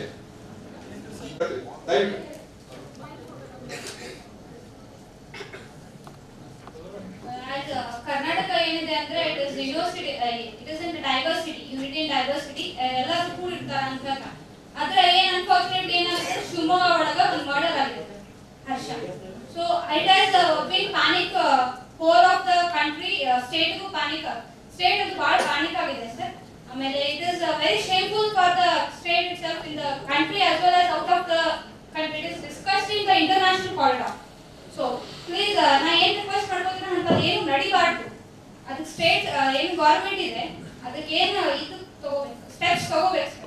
They should not only tell ನಾವು ಕಿಲ್ ಮಾಡಿದ್ವಿ, ಸ್ಟೆಪ್ಸ್ ತೆಗೆದುಕೊಳ್ತಾ ಇದ್ದಾರೆ ಅನ್ಕೊಂಡಿದ್ದೀನಿ ನಾನು. ಸ್ಟೆಪ್ಸ್ ತೆಗೆದುಕೊಳ್ತಾ ಇದ್ದಾರೆ ಅಂತ ಅನ್ಕೊಂಡಿದ್ದೀನಿ. ಆದ್ರೆ ಇನ್ನೂ ಅದು ಇನ್ಕ್ರೀಸ್ ಆಗ್ತಾ ಇದೆ, ಇನ್ನೂ ಡಿಕ್ರೀಸ್ ಕಂಪ್ಲೀಟ್ ಆಗಿ ಡಿಕ್ರೀಸ್ ಆಗಿದೆ. ಶಾರ್ಟ್ ಆಗಿ ಉತ್ತರ ನೀಡಿ, ಶಾರ್ಟ್ ಆಗಿ ಉತ್ತರ ನೀಡಿ. ಈ ಸಂದರ್ಭದಲ್ಲಿ ಈ ಕೋಮುವಾದಕ್ಕೆ ಸಂಬಂಧಪಟ್ಟಿದ್ದು ಅಥವಾ ಇಂಥ ಒಂದು ವಿಷಯಗಳ ಚರ್ಚೆ ಬೇಡ ಅಂತೇಳಿ ನಮ್ಮ ಅಭಿಪ್ರಾಯ. ಖಂಡಿತ. ಓಕೆ, ನೆಕ್ಸ್ಟ್ ಈಗ ನಾವು ಸನ್ಮಾನ್ಯ ಸಭಾಧ್ಯಕ್ಷರೇ, ಇವತ್ತು ಬೆಳಿಗ್ಗೆ ದಿನಪತ್ರಿಕೆಗಳಲ್ಲಿ ಒಂದು ಸುದ್ದಿಯನ್ನ ಓದಿದೆ. ಅದೇನಂದ್ರೆ ಒಂದು ಭೂ ಕಳ್ಳತನ ಅಂದ್ರೆ ಸರ್ಕಾರಿ ಜಮೀನನ್ನ ನಕಲಿ ದಾಖಲೆಗಳನ್ನ ಸೃಷ್ಟಿ ಮಾಡಿ ವೈಯಕ್ತಿಕ ಹೆಸರಿಗೆ ಹಚ್ಕೊಂಡಂತ ಒಬ್ಬ ಅಧಿಕಾರಿಯನ್ನ ಮಾನ್ಯ ರಾಜ್ಯ ಸರ್ಕಾರದವರು ವಜಾಗೊಳಿಸಿದ್ರು. ಆದ್ರೆ ಇಲ್ಲಿ ಎದ್ದಿರತಕ್ಕಂತ ಮುಖ್ಯ ಪ್ರಶ್ನೆ ಅಂದ್ರೆ ಈ ಸರ್ಕಾರ ಬೆಟ್ಟವನ್ನ ಹಿಡಿದು ಇಲಿಯನ್ನ ಹಿಡಿಯೋ ಕೆಲಸ ಮಾಡ್ತಾ ಇದೆ. ಯಾಕಂದ್ರೆ ಕೇವಲ ಒಬ್ಬ ಅಧಿಕಾರಿಯಿಂದ ಇದೆಲ್ಲ ಮಾಡೋದಕ್ಕೆ ಹೇಗೆ ಸಾಧ್ಯ? There is a chain of links, ಸರಳಿ ಇರುತ್ತೆ. ಆ ಕಾರಣದಿಂದಾಗಿ ಇದು ಆ ಸರ್ಕಾರ ಈ ಸರ್ಕಾರ ಅಂತ ಬಂದಿಲ್ಲ, ಅವಾಗಿಂದ ಇಲ್ಲಿ ತರಾನು ಬಂದಿದೆ. ಅದಕ್ಕ ಈ ಸರ್ಕಾರ ಒಂದು ನಿರ್ದಿಷ್ಟ ಕಾಯ್ದೆಯನ್ನ ತರಬೇಕು. ಇಂತಹ ಏನು ಯಾವ್ದಾದ್ರು ಭ್ರಷ್ಟಾಚಾರಕ ಮೂಲ ಕಾರಣನೇ ಇದಾಗ್ತಾ ಇದೆ ಸನ್ಮಾನ್ಯ ಸಭಾಧ್ಯಕ್ಷರು. ಅದಕ್ಕೆ ಸರ್ಕಾರದವರು ಇದರ ಕುರಿತಾಗಿ ಒಂದು ಏನಾದ್ರೂ ಹೊಸ ಕಾಯ್ದೆಯನ್ನ ತರೋದಿದ್ರೆ ನಾವು ಎಲ್ಲ ವಿರೋಧ ಪಕ್ಷಗಳು ಅದಕ್ಕೆ ಬೆಂಬಲವನ್ನ ನೀಡಿ ಒಂದು ಹೊಸ ಕಾಯ್ದೆಯನ್ನ ತಂದು ನಮ್ಮ ರಾಜ್ಯದಲ್ಲಿನ ಭ್ರಷ್ಟಾಚಾರ ನಿರ್ಮೂಲನೆ ಮಾಡೋದಕ್ಕ ನಾವೆಲ್ಲರೂ ಕೈ ಜೋಡಿಸಿದಂತಾಗುತ್ತೆ ಅಂತ ಕೇಳ್ಕೊಳ್ತೇನೆ ಸಭಾಧ್ಯಕ್ಷ. ಅಂದ್ರೆ ಕಾರ್ಯದಲ್ಲಿ ಇರ್ತಕ್ಕಂಥ ಅಧಿಕಾರಿಗಳು ಭ್ರಷ್ಟಾಚಾರಕ್ಕೆ ಮೂಲ ಕಾರಣ ಆಗ್ತಾ ಇದ್ದಾರೆ. ಅವ್ರ ಮೇಲೆ ಯಾವ ರೀತಿ ನೀವು ಕ್ರಮ ಕೈಗೊಳ್ತಾ ಇದ್ದೀರಿ ಅಥವಾ ಹೊಸ ಕಾಯ್ದೆ ಏನಾದ್ರು ತರ್ತಾ ಇದ್ದೀರಾ ಅನ್ನೋದ್ರ ಬಗ್ಗೆ ಚರ್ಚೆನಾ ಅಥವಾ ಪ್ರಶ್ನೆ ಸಮಾಧಾನ? ಪ್ರಶ್ನೆ ಕೇಳ್ತಾ ಇದ್ದಾರೆ ಅವರು. ಈ ರೀತಿ ಆಗ್ತಾ ಇದ್ದಾರೆ, ಭ್ರಷ್ಟಾಚಾರದಲ್ಲಿ ತೊಡಗಿದ್ದಾರೆ ಅವರು. ಸನ್ಮಾನ್ಯ ಸಭಾಧ್ಯಕ್ಷರೇ, ಕೇಳಿ ಸರ್. ಈಗ ಏನಾಗ್ತಾ ಇದೆ ಅಂದ್ರೆ ಪ್ರಶ್ನೆ ಕೇಳಿ. ಈಗ ನಕಲಿ ದಾಖಲೆಯನ್ನ ಸೃಷ್ಟಿ ಮಾಡಿದ್ವಿ, ಕೋಟ್ಯಾಂತರ ರೂಪಾಯಿಯ ಬೆಲೆ ಬಾಳುವ ಜಮೀನನ್ನ ನುಂಗಿ ನೀರು ಕುಡಿತಾ ಇದ್ದಾರೆ. ಅಷ್ಟೇ ಅವ್ರ ಪ್ರಶ್ನೆ. ಅಂದ್ರೆ ಏನ್ ಪರಿಹಾರ ಅಂತ ಕೇಳ್ತಾ ಇದ್ದೀವಿ. ಶಾಶ್ವತ ಪರಿಹಾರ ಬೇಕು ಇದಕ್ಕೆ. ಖಂಡಿತ ಇದಕ್ಕೆ ಶಾಶ್ವತ ಪರಿಹಾರ ಕರ್ನಾಟಕ ಕಂದಾಯ ನಿಯಮದ ಪ್ರಕಾರ 75A 75B ಅಂತ ಹೇಳಿತ್ತು. ಅದೇ ತರ ಕರ್ನಾಟಕ ಕಂದಾಯ ಇಲಾಖೆ ಪ್ರಕಾರ ಯಾವುದೇ ಭೂ ಅಕ್ರಮ ಭೂಮಿ ವಿಷಯದಲ್ಲಿ ಕರ್ನಾಟಕ ಬಹಳ ಕಟ್ಟುನಿಟ್ಟಿನ ಕಾನೂನನ್ನು ಜಾರಿ ಮಾಡಿದೆ ಹಿಂದೆನೆ. ಸೊ ಆದ್ರೂ ಅದು ಇಂಪ್ಲಿಮೆಂಟೇಷನ್ ಕೆಲವೊಂದು ಕಡೆ ಆಗ್ತಾ ಇಲ್ಲ. ಅದನ್ನ ನಾವು ಲೋಕಾಯುಕ್ತ ಮತ್ತಷ್ಟು ಬಲಪಡಿಸಿ, ಈ ಲೋಕಾಯುಕ್ತ ಹಿಂದಿನ ಸರ್ಕಾರ ಲೋಕಾಯುಕ್ತನ್ನು ನಿರ್ವೀರ್ಯ ಮಾಡಿದೆ. ನಾವು ಒಂದು ಲೋಕಾಯುಕ್ತನ್ನು ಮತ್ತಷ್ಟು ಬಲಪಡಿಸಿ, ಜಸ್ಟಿಸ್ ಸನ್ಮಾನ್ಯ ಜಸ್ಟಿಸ್ ವೆಂಕಟಾಚಾರ್ಯ ಇದ್ದಾಗ ಹೇಗೆ ಲೋಕಾಯುಕ್ತ ಇತ್ತು ಅದೇ ತರ ಮತ್ತೊಮ್ಮೆ ಲೋಕಾಯುಕ್ತನು ಬಲವರ್ಧಕವಾಗಿ ಮಾಡಿ ಈ ಕಂದಾಯ ಇಲಾಖೆಯಲ್ಲಿ ಆಗ್ತಾ ಇರೋ ಸಮಸ್ಯೆಗಳನ್ನು, ನ್ಯೂನತೆಗಳನ್ನ ಸೂಕ್ತವಾಗಿ ಒಂದು ಸಪರೇಟ್, ಆಲ್ರೆಡಿ ಲೋಕಾಯುಕ್ತದಲ್ಲಿ ಹೆಚ್ಚಿಗೆ ಪ್ರಕರಣಗಳಿರೋದೇ ಕಂದಾಯ ಇಲಾಖೆ ಮೇಲೆ. ಕಂದಾಯ ಇಲಾಖೆ ಕಂದಾಯ ಇಲಾಖೆದಲ್ಲಿ ಇರೋದು ಅಕ್ರಮಗಳಿಂದ ಇವತ್ತು ರಾಜ್ಯಕ್ಕೆ ನಮಗೂ Karnataka number 1 position in bribe ಅನ್ನೋದಿದೆ. ಓಕೆ, ಅದನ್ನು ನಾವು ಖಂಡಿತ ನಾವು ಉಪೇಕ್ಷಿಸದೆ ಖಂಡಿತ ನಾವು ತಕ್ಷಣವಾಗಿ ಜಾರಿಗೆ ತರುವಂಗೆ ಒಂದು ಕಟ್ಟುನಿಟ್ಟಾದ ಕ್ರಮ ತಗೊಳ್ತೀವಿ ಅಂತ ಭರವಸೆ ಕೊಡ್ತೀವಿ. ಓಕೆ, ಸಮಾಜ ನಿನ್ನೆ ಒಂದು ಡೆಮಾಲಿಷ್ ಮಾಡಿ ಅಲ್ಲಿ ರಸ್ತೆನ ಸ್ಥಾಪನೆ ಮಾಡ್ತಾರೆ. ಇದರ ಬಗ್ಗೆ ಆಡಳಿತ ಪಕ್ಷದವರು ಇದಕ್ಕೆ ಸಮರ್ಥನೆ ಕೊಡ್ತಾರೆ. ಈ ಜಾತಿ ಮತ ಧರ್ಮದ ಬಗ್ಗೆ ಕೋಮುಗಳ ಬಗ್ಗೆ ಯಾವುದು ಪ್ರಶ್ನೆಗಳು ಬೇಡ. ಇಲ್ಲ, ರಸ್ತೆ ಮಾಡ್ತಾ ಅಂತ ಹೇಳ್ತಾ ಇದ್ದಾರೆ ಅವರು. ಕೋಮುಗಳೆಲ್ಲ ರಸ್ತೆ ಮಾಡೋದ್ರ ಬಗ್ಗೆ ಪ್ರಶ್ನೆ ಸೂಕ್ತವಾಗೈತಿ. ನಿಜವಾಗ್ಲೂ ಅದೇನು ಆ ತರ ನಿಜವಾಗ್ಲೂ ಆಗಿತ್ತು ಅನ್ನೋದಾದ್ರೆ ಸರ್ಕಾರ ಮೂಲಕ ಅದನ್ನ ಇಮಿಡಿಯೇಟ್ ತಡೆ ಹಿಡಿತೀವಿ. ಇಲ್ಲ, ಅದೇ ಆಗಿರೋ ಡ್ಯಾಮೇಜ್ ಸರಿಪಡಿಸಲು ಪ್ರಯತ್ನ ಪಡ್ತೀವಿ. ಓಕೆ, ನಮ್ಮ ಕಲ್ಚರ್ ಎತ್ತಿಡುವ ಜ್ಞಾನವಾಗಿದೆ. ಬಟ್ ಅದನ್ನೇ ಡೆಮಾಲಿಷ್ ಮಾಡಿದ್ರೆ ಮುಂದಿನ ಪೀಳಿಗೆಗೆ ಅದು ಮಾನ್ಯ ಸಭಾಧ್ಯಕ್ಷ ತರಗತಿ ಯಾವುದೇ ಕಾರಣಕ್ಕೂ ನಾವು ಅವಕಾಶ ಮಾಡಿಕೊಡೋದಿಲ್ಲ. ಖಂಡಿತ ಖಂಡಿತ ಮಾಡ್ತಾರೆ. ಅದಕ್ಕೆ ಸೂಕ್ತವಾಗಿರ್ತಕ್ಕಂಥ ಕ್ರಮ ಕೈಗೊಳ್ತಾರೆ. ಈಗ ಮುಂದಿನ ಸೆಷನ್ ಹೋಗೋಣ. ಒಂದು ಗಮನ ಸೆಳೆಯುವ ಸೂಚನೆ ಅಂತ ಹೇಳಿ, ಗಮನ ಸೆಳೆಯುವ ಸೂಚನೆ ಅಂದ್ರೆ ಇಷ್ಟೆಲ್ಲಾ ಪ್ರಶ್ನೋತ್ತರ ವೇಳೆ ನಡೆದಾಗೂ ಕೂಡ ಅತ್ಯಂತ ಇಷ್ಟು ಎಲ್ಲರ ಮಧ್ಯದಲ್ಲಿ ನಮ್ಗೆ ಯಾರಿಗೂ ಕೂಡ ಗಮನಕ್ಕೆ ಬಂದಿರೋದಿಲ್ಲ. ಇಂಪಾರ್ಟೆಂಟ್ ವಿಷಯ ಇರುತ್ತಾ ಅಂತ ಯಾವ್ದಾದ್ರು ವಿಷಯದಲ್ಲಿ ಕೇಳೋದು ವಿಷಯಗಳ ಮೇಲೆ ಬೇಡ. ಇಷ್ಟೆಲ್ಲ ಚರ್ಚೆ ಮಾಡಿದ್ರು ಕೂಡ ಒಂದು ಯಾವ್ದೋ ಒಂದು ಇಂಪಾರ್ಟೆಂಟ್ ಸಬ್ಜೆಕ್ಟ್ ಬಂದಿರ್ತದೆ. ಇದಕ್ಕೆ ನಾವು ಗಮನ ಸೆಳೆಯುವ ಸೂಚನೆ ಅಂತ ಹೇಳ್ತೀವಿ. ಸ್ವಾಮಿ, ನಾವು ಮುಖ್ಯಮಂತ್ರಿಗಳ ಪ್ರಶ್ನೆ ಕೇಳಕ್ಕೆ ಇಷ್ಟಪಡ್ತೀನಿ. ಇದ್ರ ಬಗ್ಗೆ ಸ್ಮಾರ್ಟ್ ಸಿಟಿ ಅಂತ ಎಲ್ಲರೂ ಕೇಳಿದರೆ ಮಾಡ್ತಾ ಇದ್ದಾರೆ. 2020 ಪೂರ್ಣ ಆಗುತ್ತೆ ಅಂತ ಹೇಳಿದ್ರು. ಆದ್ರೆ ಹೋದ ಸಲ ಬಜೆಟ್ ಅಲ್ಲಿ ಏನ್ ಮಾಡಿದ್ರು, 8,344 ಕೋಟಿ ರೂಪಾಯಿಗಳನ್ನ ಅದಕ್ಕೆ ಮೀಸಲಾತಿ ಇಟ್ಟಿದ್ರು. ಒಂದು ಅನುಮೋದನೆ ನೀಡಿದ್ರು ಸ್ಮಾರ್ಟ್ ಸಿಟಿ ಮಾಡೋದಕ್ಕೆ. ಆದ್ರೆ ಅದಕ್ಕಿಂತ ಹೆಚ್ಚಿಗೆ ಅವರು ಖರ್ಚು ಮಾಡಿದ್ದಾರೆ. ಆದ್ರೂ ಕೂಡ ಏನು ಏನಂತಾರೆ ಒಂದು ಅಭಿವೃದ್ಧಿ ಆಗಿಲ್ಲ. ರಸ್ತೆನ ಮಾಡಿದ್ದಾರೆ. ಏನಾದ್ರು ಒಂದು ಮಳೆ ಆದ್ರೆ ಎಲ್ಲ ನೀರೆಲ್ಲ ಗಟ್ರೆ ಬಿಟ್ಟು ರಸ್ತೆಯಲ್ಲಿ ಬರ್ತಾ ಇದೆ, ಗಟ್ರಿಯಲ್ಲಿ ಹೋಗ್ತಾ ಇಲ್ಲ. ಯಾವ ಭ್ರಷ್ಟಾಚಾರ ಮಾಡಿದ್ದಾರೆ, ಭ್ರಷ್ಟಾಚಾರ ಮಾಡಿದ್ದಾರೆ ಅಂತ ಹೇಳಕ್ಕೆ ಇಷ್ಟಪಡ್ತೀನಿ ಸ್ವಾಮಿ. ಯಾವ ರೀತಿ ಅವರು ಇಂಜಿನಿಯರ್ಗಳನ್ನ ನೇಮಕ ಮಾಡ್ಕೊಂಡಿದ್ದಾರೆ, ಆ ಇಂಜಿನಿಯರ್ಗಳು ಯಾವ ರೀತಿ ಕೆಲಸ ಮಾಡ್ತಾ ಇದ್ದಾರೆ, ಎಂತ ವಿದ್ಯಾವಂತ ಇಂಜಿನಿಯರ್ಗಳನ್ನ ಬಿಟ್ಟು ಇಂಜಿನಿಯರ್ಗಳನ್ನ ಅಪಾಯಿಂಟ್ಮೆಂಟ್ ಮಾಡಿದ್ರೆ ಇದೇ ರೀತಿ ಆಗುತ್ತೆ ಅಂತ ಹೇಳಕ್ಕೆ ಇಷ್ಟಪಡ್ತೀನಿ. ಒಂದು ಸರಿಯಾದ ರೀತಿಯಲ್ಲಿ ಕ್ರಮ ಕೈಗೊಳ್ಳಬೇಕು ಅಂತ ಹೇಳ್ತೀನಿ. ಓಕೆ, ಮನೆಯಲ್ಲಿ ಎರಡು ಭಾಗ ಇದೆ. ಒಂದು ಆಲ್ರೆಡಿ ಕೆಲಸಕ್ಕೆ ಅವರಲ್ಲಿ ಕೇಳ್ತಿದ್ದಾರೆ, ಇನ್ನೊಂದು ಅದನ್ನ ಮಾಡೋದು ಇಂಪ್ಲಿಮೆಂಟೇಷನ್ ಇದು ತಾಂತ್ರಿಕವಾಗಿ ತೊಂದರೆ ಆಗ್ತಾ ಇದೆ. ಎಲ್ಲೆಲ್ಲಿ ಅದರ ಸಮಸ್ಯೆಗಳಿದಾವಲ್ಲ, ಎಲ್ಲಿ ಗೌರ್ಮೆಂಟ್ ಒಂದು ಯಾವ್ದಾದ್ರು ಕಾಂಟ್ರಾಕ್ಟರ್ ಕೊಟ್ಟಿದ್ದಾಗ ಅದಕ್ಕೊಂದು ಎಸ್ಟಿಮೇಷನ್ ಇರುತ್ತೆ ಯಾವ ತರ ಮಾಡ್ಬೇಕಂತ. ಸೊ ಅಲ್ಲಿ ಏನಾದ್ರು ನ್ಯೂನತೆ ಆಗಿತ್ತಂದ್ರೆ ಅದನ್ನ ನಾವೇ ಸ್ವತಃ ರಾಜ್ಯ ಸರ್ಕಾರ ಕಂಪ್ಲೇಂಟ್ ಮಾಡಿ ಯಾವ ಇಂಜಿನಿಯರ್ ಆತರ ಮಾಡಿದ್ನಲ್ಲ ಅವ್ರ ಮೇಲೆ ಸೂಕ್ತ ಆಕ್ಷನ್ ತಗೊಳ್ಳೋಕೆ ಅಲ್ಲ ಅದು ಮಾಡೋದಕ್ಕೆ ಮೊದಲು ಆದ್ಮೇಲೆ ನೀವು ಆಕ್ಷನ್ ತಗೊಳ್ಳೋಕಿದ್ರ ಯಾರು ಸರಿಯಾಗಿ ಕೆಲಸ ಮಾಡ್ತಾರೆ ಅವ್ರಿಗೆ ಕೊಡಬಹುದಲ್ವಾ? ಬಂದಿದೆ ಸರ್ಕಾರ ಆಗದಿರೋ ಕೆಲಸ ಮುಂದೆ ಈ ತರ ಸಮಸ್ಯೆ ಆಗದಿರೋ ತರ ನೋಡ್ಕೊಳ್ಳೋದು ಅಲ್ಲೇ ಆಗಿರೋದ್ರಲ್ಲಿ ಓಕೆ, ಕುತ್ಕೊಳ್ಳಿ. ಈಗ ನೆಕ್ಸ್ಟ್ ಸೆಷನ್ ಹೋಗೋಣ. ಒಂದು ಕಾಯ್ದೆಯನ್ನ ರಚನೆ ಮಾಡ್ತಾ ಇದ್ದಾರೆ. ನಾವಿಲ್ಲಿ ಅದಕ್ಕೆ ಒಂದು ಚರ್ಚೆಗೆ ಅವಕಾಶವನ್ನು ಮಾಡ್ತಾ ಇದ್ದೀನಿ.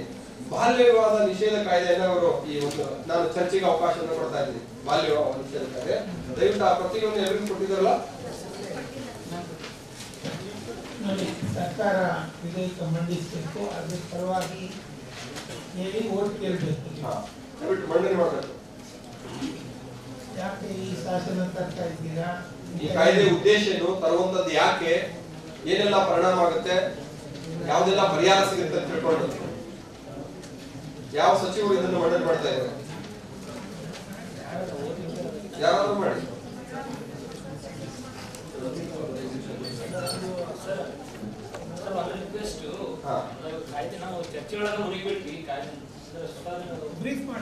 ಬಾಲ್ಯ ವಿವಾಹ ನಿಷೇಧ ಕಾಯ್ದೆ ಇವಾಗಲೇ ಮಂಡನೆ ಮಾಡಿ ಅಂತ ಅನ್ಕೊಳ್ಳಿ. ಬಾಲ್ಯ ವಿವಾಹ ನಿಷೇಧ ಕಾಯ್ದೆ ಫಸ್ಟ್ ನೀವು ಮಂಡನೆ ಮಾಡಿ, ಇದೀಗ ಪ್ರಮುಖ ಮಾಡಿ ಯಾಕೆ ತರ್ತಾ ಇದ್ರಿ, ಇದರಲ್ಲಿ ಏನೆಲ್ಲ ಅಡಗಿದೆ, ಇದರಲ್ಲಿ ಒಂದಿಷ್ಟು ಅಂಶ. ಮಾನ್ಯ ಸಭಾಧ್ಯಕ್ಷರೇ, ನಮ್ಗೆಲ್ಲರೂ ಗೊತ್ತಿರೋ ಹಾಗೆ ಬಾಲ್ಯ ವಿವಾಹ ಅನ್ನೋದು ಒಂದು ಸಾಮಾಜಿಕ ಪೀಳಿಗೆ ಆಗಿದೆ. ಯಾಕಂತಂದ್ರೆ ಮೊದಲು ಮಕ್ಕಳಿಗೆ ಶಿಕ್ಷಣ ಬೇಕು. ಶಿಕ್ಷಣ ಜೊತೆಗೆ ಅವರು ಎಷ್ಟು ಮಟ್ಟಿಗೆ ಅವರು ಸಮಾಜದೊಳಗೆ ಬೆಳೀತಾರಲ್ಲ, ಬೆಳೆದಾದ್ಮೇಲೆ ಮದುವೆ ಆಗೋದೊಂದು.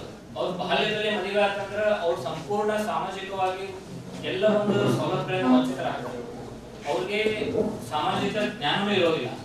ಸೊ ಇದು ಬಹಳ ಇದು ಬಾಲ್ಯ ವಿವಾಹ ಅನ್ನೋದು ಅತ್ಯಾಚಾರಕ್ಕಿಂತ ಒಂದು ಕಡೆಯಾಗಿರುವಂತ ಪರಿಸ್ಥಿತಿ. ಸೊ ಆ ಕಾರಣಕ್ಕೆ ನಾವು the prohibition of child marriage act 2006 ಅನ್ನೋದನ್ನ ಈ ಮೂಲಕ ನಾವು ಅನುಭವಿಸಿ ಇಷ್ಟಪಡ್ತೀವಿ. ಬಾಲ್ಯ ವಿವಾಹನ ನಾವು ತಡೆಗಟ್ಟಬೇಕು ಅನ್ನೋ ಉದ್ದೇಶಕ್ಕಾಗಿ 21 ಏಜಿಗೆ ಮ್ಯಾರೇಜ್ ಆಗ್ಬೇಕು ಅಂತ ನಾವು ಅಮೆಂಡ್ಮೆಂಟ್ ತಗೊಂಡಿದ್ದೀವಿ. 18 ಸ್ತ್ರೀಯರಿಗೆ 18 ಪುರುಷರಿಗೆ 21.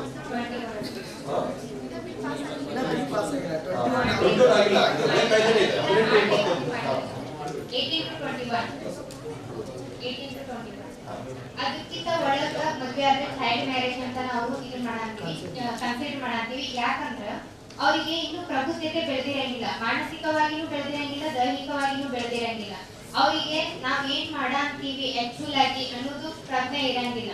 ಆಮೇಲೆ ಅವ್ರದ್ದು ಗರ್ಭಾವಸ್ಥೆ ಪೂರ್ತಿಯಾಗಿ ಬೆಳೆದಿರಂಗಿಲ್ಲ. ಹಾಗಾಗಿ ನಾವು ಅವರ ವುಮೆನ್ ಮೆಂಟಾಲಿಟಿ ತಿಳ್ಕೊಂಡು ವುಮೆನ್ ಗರ್ಭಾವಸ್ಥೆ ಆಗ್ಲಿ ಅವಳ ಮುಂದೆ ಲೀಡ್ ಮಾಡ್ಬೇಕು, ಈ ಅವಳ ಫ್ಯಾಮಿಲಿನ ಅವಳೇ ಲೀಡ್ ಮಾಡ್ಬೇಕು. ಹಾಗಾಗಿ ಏನ್ ಮಾಡ್ಬೇಕಂದ್ರೆ ಚೈಲ್ಡ್ ಮ್ಯಾರೇಜ್ ನಾವು ಅಪೋಸ್ ಮಾಡ್ತೀವಿ. ಅದ್ರ ಸಲುವಾಗಿ ಅದಕ್ಕಾಗಿ ನಾವು 18 ಇಯರ್ಸ್ ಅಂತ ಫಸ್ಟ್ ಕನ್ಸಿಡರ್ ಮಾಡಿದ್ವಿ. 18 ಇಯರ್ಸ್ ಆದ್ಮೇಲೆ ಮದ್ವೆ ಆಗ್ಬೇಕು ಅಂತಂದು. ಆದ್ರೆ ಇನ್ನೂ ಮುಂದುವರೆದು ಇನ್ನೂ ಶಿಕ್ಷಣ ಒಂದ್ ಸ್ವಲ್ಪ ಸಿಗ್ಲಿ, ಆಮೇಲೆ ಅವಳಿಗೆ ಇನ್ನೂ ಜ್ಞಾನ, ಲೋಕದ ಜ್ಞಾನ ತಿಳಿಲಿ ಅನ್ನೋ ಕಾರಣಕ್ಕೆ ಇನ್ನೂ ಎಜುಕೇಶನ್ ಕಂಟಿನ್ಯೂ ಆಗ್ಲಿ ಅಂತ ಅದರ ಇನ್ನೂ ಕಾಯ್ದೆಗಳ ಬೇರೆ ರೀತಿಯಲ್ಲಿ ಹೊಸದಾಗಿ ತರಬೇಕು ಅಂತಂದ್ರೆ ನಮ್ಮ ಸರ್ಕಾರ ವಿಚಾರ ಮಾಡೈತಿ. ಅದನ್ನ ಆದಷ್ಟು ಬೇಗ ತಗೊಂಡ್ಬರ್ತೀವಿ. ಈಗ ಬಂದಿರುವಂತ ಕಾಯ್ದೆ ಏನಪ್ಪಾ ಅಂದ್ರೆ ಸ್ತ್ರೀಯರಿಗೆ 18 ವರ್ಷ, ಪುರುಷರಿಗೆ 21 ವರ್ಷ ಆಗಿರ್ಬೇಕು. ಈ ಒಂದು ವರ್ಷಕ್ಕಿಂತ ಕಡಿಮೆ ಆದ್ರೆ ಬಾಲ್ಯ ವಿವಾಹ ಅಂತ ಕನ್ಸಿಡರ್ ಮಾಡಿ ಅದೊಂದು ಶಿಕ್ಷಾರ್ಹ ಅಪರಾಧ ಆಗುತ್ತೆ. ಈ ಒಂದು ಕೃತ್ಯದಲ್ಲಿ ಭಾಗಿಯಾದವರಿಗೆ ಶಿಕ್ಷೆಯನ್ನು ವಿಧಿಸಲಾಗುತ್ತೆ. ಇಂಥ ಒಂದು ಕಾಯ್ದೆಯನ್ನು ಅವರು ಮಂಡನೆ ಮಾಡ್ತಾ ಇದ್ದಾರೆ. ಇದರ ಆಕ್ಷೇಪಗಳಿದ್ರೆ ಏನಾದ್ರು ಪ್ರಶ್ನೆಗಳಿದ್ರೆ ಕೇಳ್ಬೋದು. ಸಭಾಧ್ಯಕ್ಷರೇ, ಅವರು ಬಾಲ್ಯ ವಿವಾಹ ತಡೆಗಟ್ಟಬೇಕು ಅಂತ ಹೇಳಿದ್ರು. ಆದ್ರೆ ಹಳ್ಳಿಗಳಲ್ಲಿ ಸ್ವಲ್ಪ ಹೆಣ್ಣು ಮಕ್ಕಳಿಗೆ ಸೌಲಭ್ಯ, ಮೂಲಭೂತ ಸೌಲಭ್ಯಗಳನ್ನೇ ಇಲ್ಲ. ಯಾಕಂತಂದ್ರೆ ಶಿಕ್ಷಣದ ಹಕ್ಕು RTA ಏನ್ ಮಾಡಿದ್ರೆ ಸ್ವಲ್ಪ ಕೆಲವೊಂದಿಷ್ಟು ಶಾಲೆಗಳಿಗೆ ಮಾತ್ರ ವಿಸ್ತರಿಸಿದ್ದಾರೆ. ಆದ್ರೆ ಅಲ್ಲಿಷ್ಟು ಜನಸಂಖ್ಯೆ ನೋಡ್ಕೊಂಡು ಇನ್ನೂ ಸ್ವಲ್ಪ ಹೆಚ್ಚು ಮಾಡ್ಬೋದಲ್ಲ ಶಾಲೆಗಳು. ಅವ್ರ ಪೋಷಕರು ಕೂಡ ಹೆಣ್ಣು ಮಕ್ಕಳಿಗೆ ಕಳಿಸ್ಬೋದು. ಅದರಲ್ಲಿ ನಮ್ಮ ಕರ್ನಾಟಕ ರಾಜ್ಯ ಬಡತನ ರಾಜ್ಯದಾಗ ಇನ್ನೂ ಇದೆ, ಇನ್ನೂ ಮುಂದುವರೆದಿಲ್ಲ ನಮ್ಮ ರಾಜ್ಯ ಅಷ್ಟೇ. ಅದಕ್ಕಾಗಿ ಏನ್ ಮಾಡ್ಬೇಕಂದ್ರೆ ಇವ್ರು RTA ಶಿಕ್ಷಣದ ಮೂಲಕ ಸ್ವಲ್ಪ ಶಾಲೆಗಳಿಗೆ ವಿಸ್ತರಿಸಿ ನಂತರ ಅವ್ರು ಶಿಕ್ಷಣದಿಂದ ವಂಚಿತರಾಗದಂತೆ ನೋಡ್ಕೊಂಡು ಅವ್ರಿಗೆ ಉದ್ಯೋಗ ಕೊಟ್ಟರೆ ಒಳ್ಳೇದಾಗ್ತದಲ್ಲ. ಇಲ್ಲ, ಅವ್ರು ಬಂದಿರೋದು ಬಾಲ್ಯ ವಿವಾಹ ಅಂತ ಕಡಿಮೆ ವಯಸ್ಸಿನಲ್ಲಿ ಮದುವೆ ಮಾಡೋದ್ರಿಂದ ಬಹಳಷ್ಟು ತೊಂದರೆ ಆಗ್ತದೆ, ದೈಹಿಕವಾಗಿ, ಮಾನಸಿಕವಾಗಿ, ಸಾಮಾಜಿಕವಾಗಿ ಅಂತ ಹೇಳ್ತಾ ಇದ್ದಾರೆ. ನಿಮ್ಮ ಪ್ರಶ್ನೆ ಬೇರೆ, ಶಿಕ್ಷಣವನ್ನ ಕೊಡಬೇಕು, ಸಾಮಾಜಿಕವಾಗಿ ಅವರು ಮೇಲೆತ್ತಬೇಕು ಅಂತ ತಿಳ್ಕೊಂಡು ಇದ್ರ ಬಗ್ಗೆ ಏನಾದ್ರು ಆಕ್ಷೇಪಗಳಿದ್ರೆ ತಾವುಗಳನ್ನೇ ಕೇಳ್ಕೋಬಹುದು. ಬಾಲ್ಯ ವಿವಾಹ 18 ವರ್ಷಕ್ಕಿಂತ ಕೆಳಗಡೆ ಈ ಮದುವೆ ವಯಸ್ಸನ್ನ ಫಿಕ್ಸ್ ಮಾಡೋದ್ರಿಂದ ಏನಾದ್ರು ತೊಂದರೆ ಆಗುತ್ತಾ, ಅಥವಾ 21 ವರ್ಷ ವಯಸ್ಸನ್ನ ಮಿತಿ ಮಾಡೋದ್ರಿಂದ ಏನಾದ್ರು ತೊಂದರೆ ಆಗ್ತೈತಾ ಪುರುಷರಿಗೆ ಮತ್ತು ಸ್ತ್ರೀಯರಿಗೆ? ಮಾನ್ಯ ಸಭಾಧ್ಯಕ್ಷರೇ, ಈಗ ಬಾಲ್ಯ ವಿವಾಹ ಹೆಣ್ಣು ಮಕ್ಕಳ ಏಜ್ ಅನ್ನ 18ರಿಂದ 21 ಫಸ್ಟ್ಲಿ ಈ ಬಿಲ್ ನಲ್ಲಿ ಸೆಕ್ಷನ್ 4 ಮೇಂಟೆನೆನ್ಸ್ ಬಗ್ಗೆ ಮಾತಾಡುತ್ತೆ. ಇಲ್ಲಿ ಒಂದು ಅವ್ರದ್ದು ಬರ್ಡನ್ ಅವ್ರ ಮೇಲೆನೆ ಹಾಕ್ತಾ ಇದ್ದೇವೆ. ಅದಾದ ನಂತರ ಪನಿಷ್ಮೆಂಟ್ ಇದೆ, ಯಾರು ಬಾಲ್ಯ ವಿವಾಹ ಮಾಡಿಸ್ತಾರೆ ಅವರಿಗೆ. ಇದು ಸ್ವಲ್ಪ ಕಾಂಟ್ರಿವೇನ್ ಇದೆ. ಒಬ್ಬವನ್ಗೆ ನೀವು ಜೈಲಿಗೆ ಕಳಿಸಿ ಅವ್ರ ಕಡೆಯಿಂದಲೇ ಮೇಂಟೆನೆನ್ಸ್ ತಗೊಳೋದು ಇದು ರೀಸನೇಬಲ್ ಇದಾಗಿಲ್ಲ. ಸೊ ಇದ್ರ ಬಗ್ಗೆ ಏನ್ ಹೇಳ್ತೀರಾ ಅಂತ ಹೇಳಿ. ಮೇಂಟೆನೆನ್ಸ್ ಗೆ ಕೊಟ್ರೆ ಏನು ಹುಡುಗಿ ಇರ್ತಾಳಲ್ಲ ಅವರು ಡಾಮಿನೇಷನ್ ನಲ್ಲಿನೇ ಇರ್ತಾರೆ, ಅವರು ಇಂಡಿಪೆಂಡೆಂಟ್ ಆಗೋದೇ ಇಲ್ಲ. ನಾಳೆನು ಇವತ್ತು ಮದುವೆ ಆದ್ಮೇಲೆ ಆಯ್ತು ಅಂತೇಳಿ ಬೇರೆ ಬೇರೆ ಆಗ್ತಾರೆ ಮುಂದೆ. ಅದಾದ ನಂತರ ಅವ್ರದ್ದೇ ರೊಕ್ಕ ತಿಂತಿದ್ರೆ ಮತ್ತೆ ಅವ್ರಿಗೆ ಡಿಫ್ರೆಂಟ್ ಚಾಯ್ಸ್ ಬರೋದಿಲ್ಲ. ಅದ ನಂತರ 18 ವಯಸ್ಸಾದ್ಮೇಲೆ ಆಗಿರ್ಲಿ ಬೇರೆ ಆಗಿರ್ಲಿ, ಸೊ ಒಂದು ಡಾಮಿನೇಷನ್ ಇರುತ್ತೆ ಯಾರ ಜೊತೆ ಮದುವೆ ಆಗಿರುತ್ತೆ.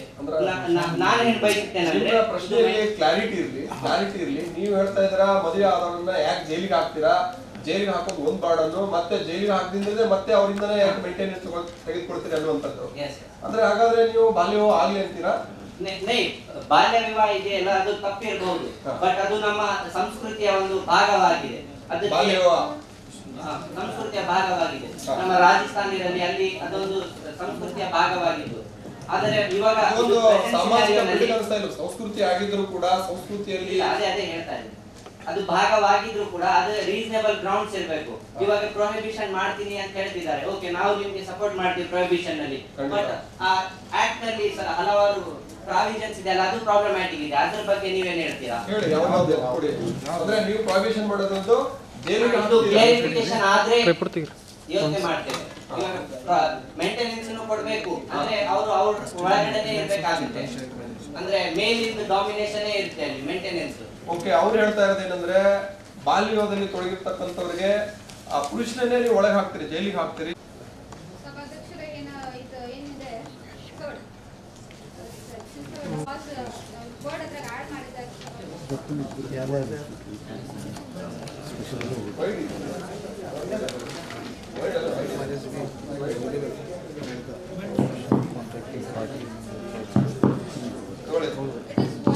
ವಾಯ್ಡೇಬಲ್ ಅಂತ ವರ್ಡ್ ಆಡ್ ಮಾಡಿದ್ದಾರೆ ಸಭಾಧ್ಯಕ್ಷರೇ. ಸೊ ಅದು ವಾಯ್ಡೇಬಲ್ ಅಂದ್ರೆ ನಾವು ಡೇಟ್ ಇದ್ರೆ ಆಪ್ಷನ್ ಇಲ್ಲ ಮಾಡ್ಕೋಬಹುದು ಅಥವಾ ಬಿಡ್ಬೋದು. ಸೊ ಅದನ್ನ ಇದನ್ನ ಖಂಡಿಸ್ತೀನಿ. ಇದು ಇರಬಾರ್ದು, ವಾಯ್ಡೇಬಲ್ ಇರಬಾರ್ದು. It should be completely void ಆಗಬೇಕು ಸಭಾಧ್ಯಕ್ಷರೇ. ವಾಯ್ಡೇಬಲ್ ಇರಬಾರ್ದು ಸಭಾಧ್ಯಕ್ಷರೇ. ಮತ್ತೊಂದೇನಂದ್ರೆ ಅದರ ಸಬ್ಕ್ಲೋಸ್ ಟು ಅವ್ರು ಏನಂದ್ರೆ ಪಿಟಿಷನರ್ ಒಪ್ಪಂದ ಅಥವಾ ಮ್ಯಾರೇಜ್ ಅಂತ ಹೇಳ್ತಂದ್ರೆ ಅಂದ್ರೆ ಬೇಕಿದ್ರೆ ನಾವು ಅಕ್ಸೆಪ್ಟ್ ಮಾಡ್ಕೊಳ್ಬಹುದು, ಬ್ಯಾಡ್ ಅಂದ್ರೆ ಮಾತ್ರ ಕೋರ್ಟಿಗೆ ಹೋಗೋದಾ ಅಥವಾ ಪೊಲೀಸ್ ಸ್ಟೇಷನ್ ಹೋಗೋದಿರ್ತಾರೋ, ಚೈಲ್ಡ್ ಮ್ಯಾರೇಜ್ ಒಳಗಾಗಿರ್ತಾರೋ ಅವ್ರು ಪೊಲೀಸ್ ಸ್ಟೇಷನ್ ಬಂದ್ರು ಕೂಡ ಅವ್ರಿಗೆ ನ್ಯಾಯವನ್ನು ಒದಗಿಸಬೇಕು ಅನ್ನೋದು ಮತ್ತೆ ಒಂದು ಭಾವನೆ ಇದೆ. ಅದನ್ನ ಕಳೀಲಿಕ್ಕೆ ಯಾವ ರೀತಿ ಕ್ರಮಗಳನ್ನ ಕೈಗೊಳ್ತಾ ಇದ್ದಾರೆ ಅಂತ ಹೇಳ್ತಾರೆ. ಏನೋ ಒಂದು ಅಫೆನ್ಸ್ ಆಗ್ತಾ ಇದೆಪ್ಪ ಅನ್ಕೊಂಡ್ರೆ ಅದಕ್ಕೆ ಹಿನ್ನೆಲೆಗಳು ಬೇರೆ ಬೇರೆ ಇರ್ತಾವ, ಅದಕ್ಕೆ ಯಾವ ರೀತಿಯಾದ ಸೂಕ್ತವಾಗಿರ್ತಕ್ಕಂಥ ಕ್ರಮಗಳನ್ನ ಕೈಗೊಳ್ತಾ ಇದ್ದಾರೆ. ಬರೀ ಏಜ್ ಮಾತ್ರ ಬರೋದಿಲ್ಲ, ಬರೀ 18-21 ಅನ್ನೋದಲ್ಲ, ಅದಕ್ಕೆ ಬೇರೆ ಬೇರೆಗಳು ವಿಚಾರ ಇದಾವ, ಅವಕ್ಕೆ ಯಾವ ರೀತಿ ಪರಿಹಾರನ ಒದಗಿಸ್ತಿದ್ದೀರಿ ಅನ್ನುವಂಥದ್ದು ಪ್ರಶ್ನೆ. ನಮ್ಮ ಚೈಲ್ಡ್ ಮ್ಯಾರೇಜ್ ಯಾರಿಗಾಗಿರ್ತದೆ ಅವ್ರ ಕಸ್ಟಡಿ ಬಗ್ಗೆ ಮಾತಾಡಿದರು. ಒಂದೊಂದು ಮಕ್ಕಳಿಗೆ ಅನಾಥ ಮಕ್ಕಳು ಇರ್ತಾರೆ, ತಾಯಿ ತಂದೆ ಇರಂಗಿಲ್ಲ, ಅವರು ಇಂಥ ಚೈಲ್ಡ್ ಮ್ಯಾರೇಜ್ ಒಂದು ಎದುರು ಶೋಷಣೆ ಒಳಗೆ ಒಳಪಟ್ಟಿರ್ತಾರೋ ಅಂತ ಮಕ್ಕಳನ್ನ ಏನ್ ಯಾವ ಎನ್ಜಿಒ ಥ್ರೂ ಅವ್ರ ಕಸ್ಟಡಿ ಕೊಡ್ತಿರೋ, ಏನ್ ಯಾವ ಗಾರ್ಡಿಯನ್ಸ್ ಇದ್ ಮಾಡಿ ಅವ್ರ ಕಸ್ಟಡಿ ಕೊಡ್ತಿರೋ ಅನ್ನೋದು ಇದು ಸೂಕ್ತ ಇದು ಮೆನ್ಷನ್ ಮಾಡಿಲ್ಲ ಸರ್. ಖಂಡಿತ ಅದಕ್ಕೆ ಉತ್ತರವನ್ನ ಪಡ್ಕೊಳ್ಳೋಣ. ಮತ್ತೆ ತಂದೆ ತಾಯಿಗೆ ಹೊರೆ ಆಗತ್ತೆ ಡಿಗ್ರಿ ಕಲಿಸ್ಬೇಕಪ್ಪ ಅನ್ಕೊಂಡ್ರೆ. ಸೊ ನೀವೇನಾದ್ರೂ ಅದಕ್ಕೆ ಇನ್ನೂ ಸ್ವಲ್ಪ ಸ್ಕಾಲರ್ಶಿಪ್ ಜಾಸ್ತಿ ಕೊಡೋದ್ರಿಂದ ಆಟೋಮೆಟಿಕ್ ಆಗಿ ಈ ಚೈಲ್ಡ್ ಮ್ಯಾರೇಜ್ ತಾವೇ ಕಡಿಮೆ ಆಗ್ತಾವ ಅನ್ನುವಂಥದ್ದು ಅವ್ರ ವಿಚಾರ. ತಂದೆ ತಾಯಿ ಇವಾಗ ಕೇಂದ್ರ ಸರ್ಕಾರ ಒಂದು ಯೋಜನೆ ಬಂದಿದೆ, ಯಾರಾದ್ರೂ 18 ವರ್ಷಕ್ಕಿಂತ ಕೆಳಗಿನವರು ಬೈಕ್ ಅನ್ನ ಓಡಿಸಿ ಏನಾರ ಅಪಘಾತ ಆದ್ರೆ ಅದಕ್ಕೆ ಅವ್ರ ತಂದೆ ತಾಯಿನ ಹೊಣೆಗಾರ ಅಂತ. ಅದೇ ರೀತಿ ಇಲ್ಲಿ ಚೈಲ್ಡ್ ಮ್ಯಾರೇಜ್ ಅವ್ರು ಮಾಡಿಕೊಂಡ್ರು ಮಕ್ಕಳು ಗಂಡಾಗ್ಲಿ ಹೆಣ್ಣಾಗ್ಲಿ ಅದಾಯ್ತು ಅಂದ್ರೆ ಅದಕ್ಕೆ ಹೊಣೆಗಾರ ತಂದೆ ತಾಯಿನ ಅವ್ರಿಗೆ ಕಠಿಣವಾದ ಶಿಕ್ಷೆಯನ್ನ ಕೊಡಿಸಿದ್ರೆ ಖಂಡಿತ ಇದೆ. ಮಕ್ಕಳು ಗೊತ್ತಿಲ್ಲದೆ ಮಾಡ್ಕೊಂಡ್ರು ಕೂಡ ಅವರೇ ಹೊಣೆಗಾರ ಆಗ್ತಾರೆ, ತಂದೆ ತಾಯಿ ಹೊಣೆಗಾರ ಆಗ್ತಾರೆ, ಅಥವಾ ಅವ್ರ ಪೇರೆಂಟ್ಸ್ ಅಥವಾ ಚಿಕ್ಕಪ್ಪನೋ ಬೇರೆ ಏನಾದ್ರು ಒತ್ತಾಯ ಮಾಡಿದ್ರು ಕೂಡ ತಂದೆ ತಾಯಿ ಕೂಡ ಹೊಣೆಗಾರ ಆಗ್ತಾರೆ. ಅದನ್ನ ತಡೆಗಟ್ಟಬೇಕಾಗಿರತಕ್ಕಂಥದ್ದು ತಂದೆ ತಾಯಿ ಕರ್ತವ್ಯ ಇದೆ. ಇದು ಮಾಡಿದ್ರೆ ಆಗಲ್ಲ, ಅವ್ರ ಮೇಲೆ ಆಕ್ಷನ್ ತಗೋಬೇಕಂತ ನಾನು ಖಂಡಿತ ಖಂಡಿತ. ಈಗ ಮತ್ತೆ ಅಕ್ಕ ಪ್ರಶ್ನೆ ಕೇಳಿದ್ರು, PUC ಆದ್ಮೇಲೆ ಮಕ್ಕಳು ಹೊರೆ ಆಗ್ತಾರ, ಅವರಿಗೆ ಜಾಸ್ತಿ ಸ್ಕಾಲರ್ಶಿಪ್ ಕೊಡ್ಬೇಕಂತ. ಡಿಗ್ರಿವರೆಗೂ ಸ್ಕಾಲರ್ಶಿಪ್ ಕೊಡ್ತಾರ, ಇವಾಗ್ಲೂ ಕೊಡ್ತಾರ. ಅವ್ರಿಗೆ ಏನಾದ್ರು ನಾನು ಓದ್ತೀನಿ, ನಾನು ಏನಾದ್ರು ಸಾಧಿಸ್ತೀನಿ ಅನ್ನೋದು ಅವ್ರಿಗೆ ಛಲ ಇದ್ರ ಅವ್ರ ಎಜುಕೇಶನ್ ಲೋನ್ ತಗೊಳ್ಳಲ್ಲ. ಸರ್ಕಾರನ ಎಲ್ಲರೂ ಕೊಡಕ್ಕಾಗಲ್ಲ, ಅದಕ್ಕೋಸ್ಕರನೇ ಎಜುಕೇಶನ್ ಲೋನ್ ಮಾಡಿದ್ರ. ಎಜುಕೇಶನ್ ಲೋನ್ ತಗೊಂಡು ಓದಿ ತಾವು ಉನ್ನತ ಹುದ್ದೆ ತಗೊಂಡು ತೀರಿಸ್ಲಿ. ಅದು ರಿಮೋಟ್ ಪ್ಲೇಸಸ್ ಇರ್ತಾವ, ಅಲ್ಲಿ ಎಲ್ಲಾ ಕಾಲೇಜ್ ಹೇಳೋದೇನಂದ್ರೆ ಆರ್ಥಿಕ ನೆಪವನ್ನ ಕುಂಟು ನೆಪವಾಗಿ ಇಟ್ಕೊಳ್ಬೇಡಿ. ನೀವು ಕಲಿತಿನಂತ ವಿಚಾರ ಇತ್ತಪ್ಪ ಅಂದ್ರೆ ಸರ್ಕಾರ ಸಹಾಯ ಮಾಡುತ್ತೆ, ಸಮಾಜ ಸಹಾಯ ಎಲ್ಲಾ ಮಾಡುತ್ತೆ. ಕಡೆನೂ ಅವು ಸ್ಕೀಮ್ಸ್ ಅಪ್ಲೈ ಆಗಿರೋದಿಲ್ಲ, ಗೊತ್ತಿರೋದಿಲ್ಲ ಎಲ್ಲಾ ಪೇರೆಂಟ್ಸಿಗೂ. ನಾವು ಅವ್ರಿಗೆ ಇದನ್ನ ಹೇಳ್ಬೇಕು ಕರೆಕ್ಟ್ ಆಗಿ, ಈ ಟೈಪ್ ಇದೆ ಸ್ಕೀಮ್ಸ್, ಈ ಟೈಪ್ ನೀವು PG ಸದಸ್ಯರೇ ಫಂಡಮೆಂಟಲ್ ಅಂತಂದ್ರೆ 6 ರಿಂದ 14 ವರ್ಷದವರೆಗೂ ಕೂಡ ಜಾಸ್ತಿ ಮಾಡಿದ್ರೆ ಚೈಲ್ಡ್ ಮ್ಯಾರೇಜ್ ಕಡಿಮೆ ಆಗ್ತದೆ. ಅದೇ ನೀವು ನೋಡಿ 6 ರಿಂದ 14 ವರ್ಷದ ಕೂಡ ನಿಮ್ಗೆ ಯಾವ ಸರಿ ಯಾವ್ದು ತಪ್ಪಂತ ಗೊತ್ತಿರೋದಿಲ್ಲ. ಹಂಗಾಗಿ ಕಡ್ಡಾಯವಾಗಿ ಸರ್ಕಾರವೇ ಶಿಕ್ಷಣದ ಒಂದು ಹೊಣೆ ಹೊತ್ಕೊಂಡು ಕೊಡ್ತಾ ಇದೆ. PUC ಬಂದ ನಂತರ ನಿಮ್ಗೆ ಆಲ್ರೆಡಿ ಜಾಗೃತಿ ಆಗಿರುತ್ತೆ, ಸರ್ಕಾರ ಯಾವೆಲ್ಲ ಕಾರ್ಯಕ್ರಮ ಮಾಡ್ತಾ ಇದೆ, ಏನು ಕಾರ್ಯಕ್ರಮ ಜಾರಿಗೆ ಬಂದಿದಾವೆ ಅದನ್ನ ತಿಳ್ಕೊಂಡು ಯಾವೆಲ್ಲ ಅವಕಾಶಗಳಿದಾವೋ ಅದನ್ನ ತೆಗೆದುಕೊಂಡು ತಾವು ಇದನ್ನ ತಡೆಗಟ್ಟಬಹುದು ಅನ್ನುವಂಥದ್ದು ಆಡಳಿತ ಪಕ್ಷದವರ ಉತ್ತರ ಅಂತ ನಾನು ಅನ್ಕೊಳ್ತೀನಿ. ಸರ್, ಪ್ರತಿಯೊಂದನ್ನ ಸರ್ಕಾರದಿಂದ ನಿರೀಕ್ಷೆ ಮಾಡೋದು ತಪ್ಪಾಗತ್ತ. ಅವ್ರು ಇಲ್ಲಿವರೆಗೂ ನಮಗೆ ಫೆಸಿಲಿಟೀಸ್ ಕೊಟ್ಟಾರಂತ ಅದನ್ನ ಯೂಸ್ ಮಾಡ್ಕೊಂಡು ನಾವು ಮುಂದೆ ಏನ್ ಮಾಡ್ಬೇಕು ಅನ್ನೋದನ್ನ ನಾವು ಬೆಳೆಸ್ಕೋಬೇಕು, ನಮ್ಮ ಬುದ್ಧಿಮಟ್ಟವನ್ನ ಜಾಸ್ತಿ ಮಾಡ್ಕೋಬೇಕು ಸರ್. ಖಂಡಿತ ಹೊಟ್ಟೆ ಹಸ್ತವ್ರು ಏನಪ್ಪಾ ಅಂದ್ರೆ ಊಟ ಎಲ್ಲಿದೆ ಅಂತ ಹೋಗ್ಬೇಕು, ನನಗೆ ಊಟ ಬಂದಿಲ್ಲ ಅಂತ ಉಪವಾಸ ಸರ್ಕಾರ ಇರೋದೇ ನಾವು ಅವ್ರಿಂದ ನಿರೀಕ್ಷೆ ಮಾಡ್ಲಿಕ್ಕೆ ಅಲ್ಲ ಸರ್. ಅಲ್ಲ ಅಧ್ಯಕ್ಷರೇ, ಒಂದ್ ಪ್ರಶ್ನೆ ಇವ್ರ ಎಜುಕೇಶನ್ ಲೋನ್ ಸಿಗುತ್ತೆ ಅಂತ ಗೊತ್ತಮ್ಮ ನಿಮಗೆ? ಅಬೌವ್ 90% ಇದ್ದವ್ರಿಗೆ ಮಾತ್ರ ಎಜುಕೇಶನ್ ಲೋನ್ ಸಿಗುತ್ತೆ ಮಹಾಸ್ವಾಮಿ. 80% ಇದ್ದವ್ರು ದಡ್ರ ಎಲ್ರಿಗೂ ಎಜುಕೇಶನ್ ಲೋನ್ ಸಿಗಲ್ಲ ಮಹಾಸ್ವಾಮಿ, ಎಲ್ರಿಗೂ ಎಜುಕೇಶನ್ ಲೋನ್ ಸಿಗಲ್ಲ. ಆದ್ರೆ 80% ಮಾಡಿದವ್ರಿಗೂ ಎಜುಕೇಶನ್ ಲೋನ್ ಸಿಗೋ ಆಗಿದ್ರೆ ಅವ್ರು ಕಂಟಿನ್ಯೂ ಮಾಡ್ತಾರೆ. ಎಜುಕೇಶನ್ ಲೋನ್ ಕೊಡ್ಲಿಲ್ಲ ಆದ್ರೆ ಸ್ಕಾಲರ್ಶಿಪ್ ಕೊಡ್ಲಿ, ಅವ್ರು ಎಜುಕೇಶನ್ ಕಂಟಿನ್ಯೂ ಮಾಡ್ತಾರೆ. ನೋಡಿ ನಿಮಗೆ ಒಂದ್ ನಿಮಿಷ, ರೂಲಿಂಗ್ ಪಾರ್ಟಿ ಅವ್ರ ಉತ್ತರ ಹೇಳಿ. ಈಗ ಒಂದು ಪ್ರಶ್ನೆ ಕೇಳಿದ್ರು, ಏನಂತ ಹೇಳಿದ್ರೆ ಈ ಮೇಂಟೆನೆನ್ಸ್ ಬಗ್ಗೆ ಕೇಳಿದ್ರು. ಈಗ ಅಪರಾಧ ಮಾಡಿರ್ತಾನೆ, ಅವನಿಗೆ ಜೈಲ್ನಾಗ ಹಾಕ್ತಾರೆ, ಸಂತ್ರಸ್ತೆಗೆ ಮತ್ತು ಮೇಂಟೆನೆನ್ಸ್ ಕೊಡು ಅಂತ ಹೇಳ್ತಾರೆ. ಹೇಗೆ ನ್ಯಾಯ ಅಂತೇಳಿ ನಮ್ಮ ಕಾನೂನಲ್ಲೇ ಶಿಕ್ಷೆ ಕೊಡೋದು ಉದ್ದೇಶನೇ ಮತ್ತೊಮ್ಮೆ ಈ ತರ ಅಪರಾಧ ನಡೆಯಬಾರದು ಅಂತೇಳಿ. ಅಪರಾಧ ಮಾಡಿದ್ದವನ ಕಷ್ಟದ ಬಗ್ಗೆ ವಿಚಾರ ಮಾಡೋದು ಬಿಟ್ಬಿಡೋಣ. ಅಪರಾಧ ಮಾಡಿದ್ದವನು ಏನು ಕಷ್ಟಪಡದೆ ಒಂದು ಉಚಿತ ವಿದ್ಯೆ ಇದೆ, ಎಷ್ಟು ಮಟ್ಟಕ್ಕೆ ಕಲಿತಾರೋ ಅಷ್ಟು ಮಟ್ಟಕ್ಕೆ ಅವ್ರಿಗೂ ಅವರವ್ರ ಸ್ಕಿಲ್ ಪ್ರಕಾರ ಉಚಿತ ವಿದ್ಯೆ ಇದೆ. ನಾವು ಅದೇ ತರ ಇಂಪ್ಲಿಮೆಂಟೇಷನ್ ತರಬೇಕಂತೇಳಿ ಉಚಿತ ವಿದ್ಯೆಗೆ ಪ್ರೋತ್ಸಾಹ ನೀಡ್ತೀವಿ. ಅದರಂತಲ್ಲಿ ಯಾರು ಮೆರಿಟ್ ಇರ್ತಾರಲ್ಲ, ಇವನ್ ಅವ್ರು ಹೇಳಿದಂಗೆ, ನಮ್ಮ ಸದಸ್ಯರು ಹೇಳಿದಂಗೆ ಬ್ಯಾಂಕ್ ಲೋನ್ ಸಹಿತ ಬೇಕಾಗಿಲ್ಲ, ಪ್ರತಿಯೊಂದು ಸರ್ಕಾರನೇ ಭರಿಸಬೇಕು. ಸ್ಕಾಲರ್ಶಿಪ್ಗೆ ಎಕ್ಸ್ಪೆಕ್ಟ್ ಮಾಡಬೇಡ್ರಿ. ಯಾವುದೇ ಫ್ರೀ ಪುಸ್ತಕಗಳಿಗೂ ಫ್ರೀ ಬಗ್ಗೆ ಸರ್ಕಾರವನ್ನು ಒತ್ತಾಯ ಮಾಡಬೇಡ್ರಿ. ಅದ್ರ ಬದಲಿ ಸರ್ಕಾರ ಏನ್ ಮಾಡ್ಬೇಕು, ಮಾನ್ಯ ಸಭಾಧ್ಯಕ್ಷರೇ, ವಿರೋಧ ಪಕ್ಷದವರು ವ್ಯಾಲಿಡಿ ಕ್ವಶನ್ಸ್ ಎತ್ತಿದ್ದಾರೆ. ಬಟ್ ಎಲ್ಲೋ ಒಂದ್ ಕಡೆ ಅವರು ಕಾನೂನನ್ನ ತಿಳಿಯೋದ್ರಲ್ಲಿ ಎಲ್ಲ ಸ್ವಲ್ಪ ಹೆಚ್ಚು ಕಡಿಮೆ ಆಗೈತೆ ಅಂತ ಅನ್ಸಾತೈತ್ರಿ. ನಾನು ತಿಳಿಸ್ಲಿಕ್ಕೆ ಪ್ರಯತ್ನ ಪಡ್ತೇನೆ. ಮೊದಲನೇದು ಸೆಕ್ಷನ್ 3 ಬಗ್ಗೆ ಮಾತಾಡಿದ್ರು, voidable at the option of the being a child. So ಅದ್ರ ಪ್ರಕಾರ ಏನಿದೆಯಲ್ಲ, ಯಾರು ಬಾಲ್ಯ ವಿವಾಹದಂತ ಕೃತ್ಯಕ್ಕೆ ಒಳಗಾಗಿರ್ತಾರಲ್ಲ, ಆ ಬಾಲ್ಯ ಅಥವಾ ಯಾರು ಚೈಲ್ಡ್ ಇರ್ತಾರಲ್ಲ, ಅವ್ರಿಗೆ ಆಫ್ಟರ್ 18 ಇಯರ್ಸ್ ಆದ್ಮೇಲೆ, 18 ವರ್ಷ ಆದ್ಮೇಲೆ ಅವ್ರಿಗೆ ಅವಕಾಶ ಇರ್ತೇನೆ. ಹಾ, ಅದಕ್ಕೆ ವೈಡಬಲ್ ಅನ್ನೋದು. ಅವ್ರ ಆಫ್ಟರ್ 18 ಆದ್ಮೇಲೆ ಅವ್ರಿಗೆ ಬೌದ್ಧಿಕ ಮಟ್ಟ ಹೆಚ್ಚಾಗಿರ್ತೈತಿ, ಸ್ವಂತ ನಿರ್ಧಾರ ತಗೊಳ್ಳೋ ಎಲ್ಲ ಒಂದು ಕೆಪಾಸಿಟಿ ಆ ಮಗುವಿಗೆ ಇರ್ತೈತಿ. ಸೊ ಆ ಕಾರಣಕ್ಕೆ ನಾವು ಈ ಕಾನೂನು ತಂದಿರೋದೇಂದ್ರೆ, ಇಫ್ ಚೈಲ್ಡ್ ಮ್ಯಾರೇಜ್ ಆಗಿತ್ತಂದ್ರೆ ಇದು voidable, not a void or invalid. Voidable ಅಂದ್ರೆ 18 ವರ್ಷ ಆದ್ಮೇಲೆ ಅವ್ರು ಒಪ್ಕೋಬಹುದು ಅಥವಾ ಬಿಡ್ಬೋದು. ಬಿಟ್ರೆ ಇನ್ವ್ಯಾಲಿಡ್, ದಟ್ ಇಸ್ ನಲ್ಲಿಟಿ ಆಗ್ತೈತಿ. ಇಲ್ಲಪ್ಪ ಅವ್ರು ಒಪ್ಕೊಂಡು ಅದೇ ಮ್ಯಾರೇಜ್ ಕಂಟಿನ್ಯೂ ಮಾಡ್ತಾರೆ, then it is the valid.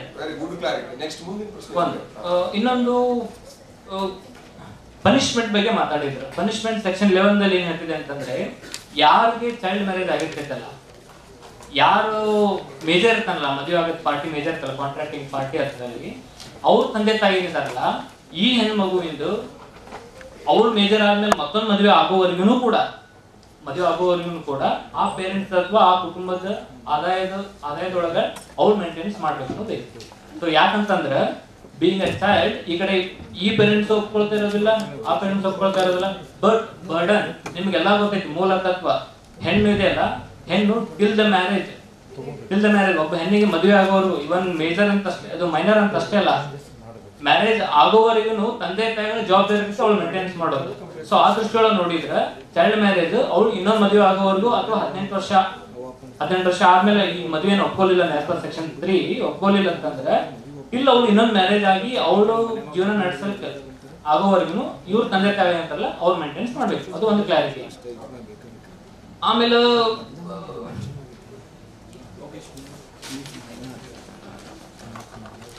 Permitting solemnization of child marriages. ಯಾರೇ ಆಗ್ಲಿ ಅಥವಾ ಯಾವುದೇ ಸಂಸ್ಥೆ ಆಗ್ಲಿ ಬಾಲ್ಯ ವಿವಾಹನ ಯಾರು ಪ್ರೋತ್ಸಾಹಿಸ್ತಾರಲ್ಲ, including parents or guardian or any other person, ಅವ್ರಿಗೆ 2 ವರ್ಷ ರಿಗರಸ್ ಇಂಪ್ರಿಸನ್ಮೆಂಟ್ ಐತಿ, 2 ವರ್ಷ ಮತ್ತು ಪೆನಾಲ್ಟಿ ಇದೆ. ಸೊ ಯಾರು ಈ ಒಂದು ಚೈಲ್ಡ್ ಮ್ಯಾರೇಜ್ ಅಂತ ಬಾಲ್ಯ ವಿವಾಹವನ್ನ ಪ್ರೋತ್ಸಾಹಿಸ್ತಾರಲ್ಲ ಅವ್ರಿಗೆ, ಇದು ನೀವೇನು ಪ್ರಶ್ನೆ ಎತ್ತಿದ್ರಲ್ಲ ಅವ್ರ ಪನಿಷ್ಮೆಂಟ್ ಬಗ್ಗೆ, ಅವ್ರಿಗೆ ಸರಿಯಾದ ರೀತಿ ಕ್ರಮ ಕೈಗೊಳ್ಬೇಕು ಅನ್ನೋದ್ರ ಬಗ್ಗೆ, ಅದಕ್ಕೆ ನಾ ಈ ಉತ್ತರ ಸಮರ್ಪಕ ಅಂತ ಅನ್ಕೋತೀನಿ. ಆಮೇಲೆ ಪದೇ ಯಾವ್ದೇ ಒಂದು ಸಮಸ್ಯೆ ಮೂಲ ಉತ್ತರ ಸಿಗೋದು ಶಿಕ್ಷಣದೊಳಗಡೆ. ಹೌದು, ವಿದ್ಯಾವಂತರು ಸಹಿತ ಎಷ್ಟೋ ಕಡೆ ಬಾಲ್ಯ ವಿವಾಹಕ್ಕೆ ಒತ್ತು ಕೊಡ್ತಾರೆ, ಒಪ್ಕೋತೇನೆ. ನನಗೆ ಒಂದು ನೆನಪಾಗ್ತೈತಿ, ಗ್ರಾಮ ಸ್ವರಾಜ್ಯ ಮಹಾತ್ಮ ಗಾಂಧೀಜಿಯವರು ಹೇಳಿದ್ದು. ಆಮೇಲೆ ಡಾಕ್ಟರ್ APJ ಅಬ್ದುಲ್ ಕಲಾಂ ಅವ್ರ ಒಂದು ಯೋಜನೆ ಬಗ್ಗೆ ನಾನು ಇಲ್ಲಿ ಪ್ರಸ್ತಾಪ ಮಾಡ್ಬೇಕು. ಮುಂದಿನ ದಿನಗಳು ಅದನ್ನ ನಾವು ಜಾರಿ ತರಕ್ಕೂ ಪ್ರಯತ್ನ ಪಡ್ತೇವೆ. ಅದೇನಂತಂದ್ರೆ ಪುರ ಅಂದ್ರೆ ನಿಮ್ಗೆಲ್ಲ ಗೊತ್ತೈತಿ, ಸಿಟಿ ಪ್ರೊವೈಡಿಂಗ್ ಅರ್ಬನ್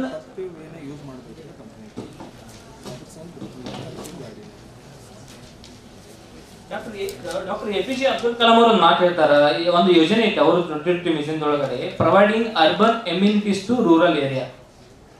ಯಾವ ಸೌಲಭ್ಯಗಳು ಸಿಟಿ ಭಾಗದೊಳಗೆ ಅಥವಾ ನಗರ ಪ್ರದೇಶಗಳು ಏನ್ ಸಿಗ್ತಾವಲ್ಲ, ಅವೆಲ್ಲ ಸೌಲಭ್ಯಗಳು ಹಳ್ಳಿ ಭಾಗಕ್ಕೆ ಯಾವಾಗ ಮೂಡ್ತಾವ ಅಥವಾ ಅಲ್ಲಿ ನಾವು ಏನ್ ಡೆವಲಪ್ ಮಾಡ್ತೇವಲ್ಲ, ಅಲ್ಲಿವರೆಗೂ ಸಾಮಾಜಿಕವಾಗಿ ಆಗ್ಲಿ ಆರ್ಥಿಕವಾಗಿ ಯಾವ್ದು ರೀತಿಯಿಂದನೂ ನಾವು ಮುಂದುವರ್ಲಿಕ್ಕೆ ಆಗೋದಿಲ್ಲ.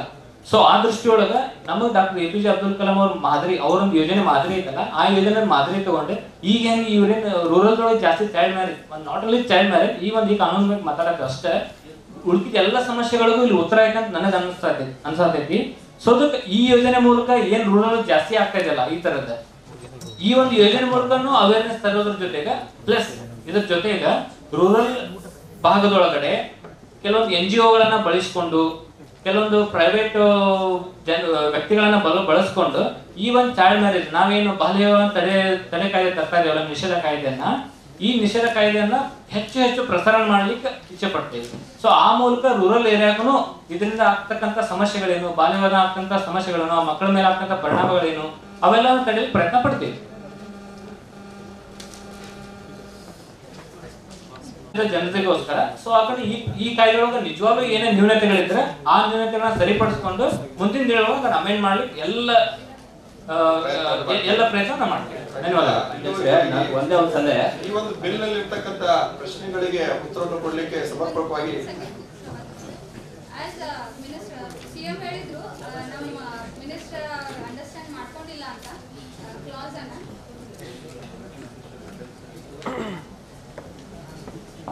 ಇಲ್ಲ ಅಂಡರ್ಸ್ಟ್ಯಾಂಡಿಂಗ್ ಮಾಡ್ಕೊಂಡಿಲ್ಲ, ಮಾಡ್ಕೊಳ್ಳಲ್ಲಿ ಏನೋ ಸ್ವಲ್ಪ ಹಿಡಿದಾರೆ ಏನೋ ಹೇಳ್ತಾ ಇದ್ದಾರೆ ಸ್ವಲ್ಪ. ಹೇಳಿದ್ರು India is cultural base society ಇದೆ ಸಭಾಧ್ಯಕ್ಷರೇ.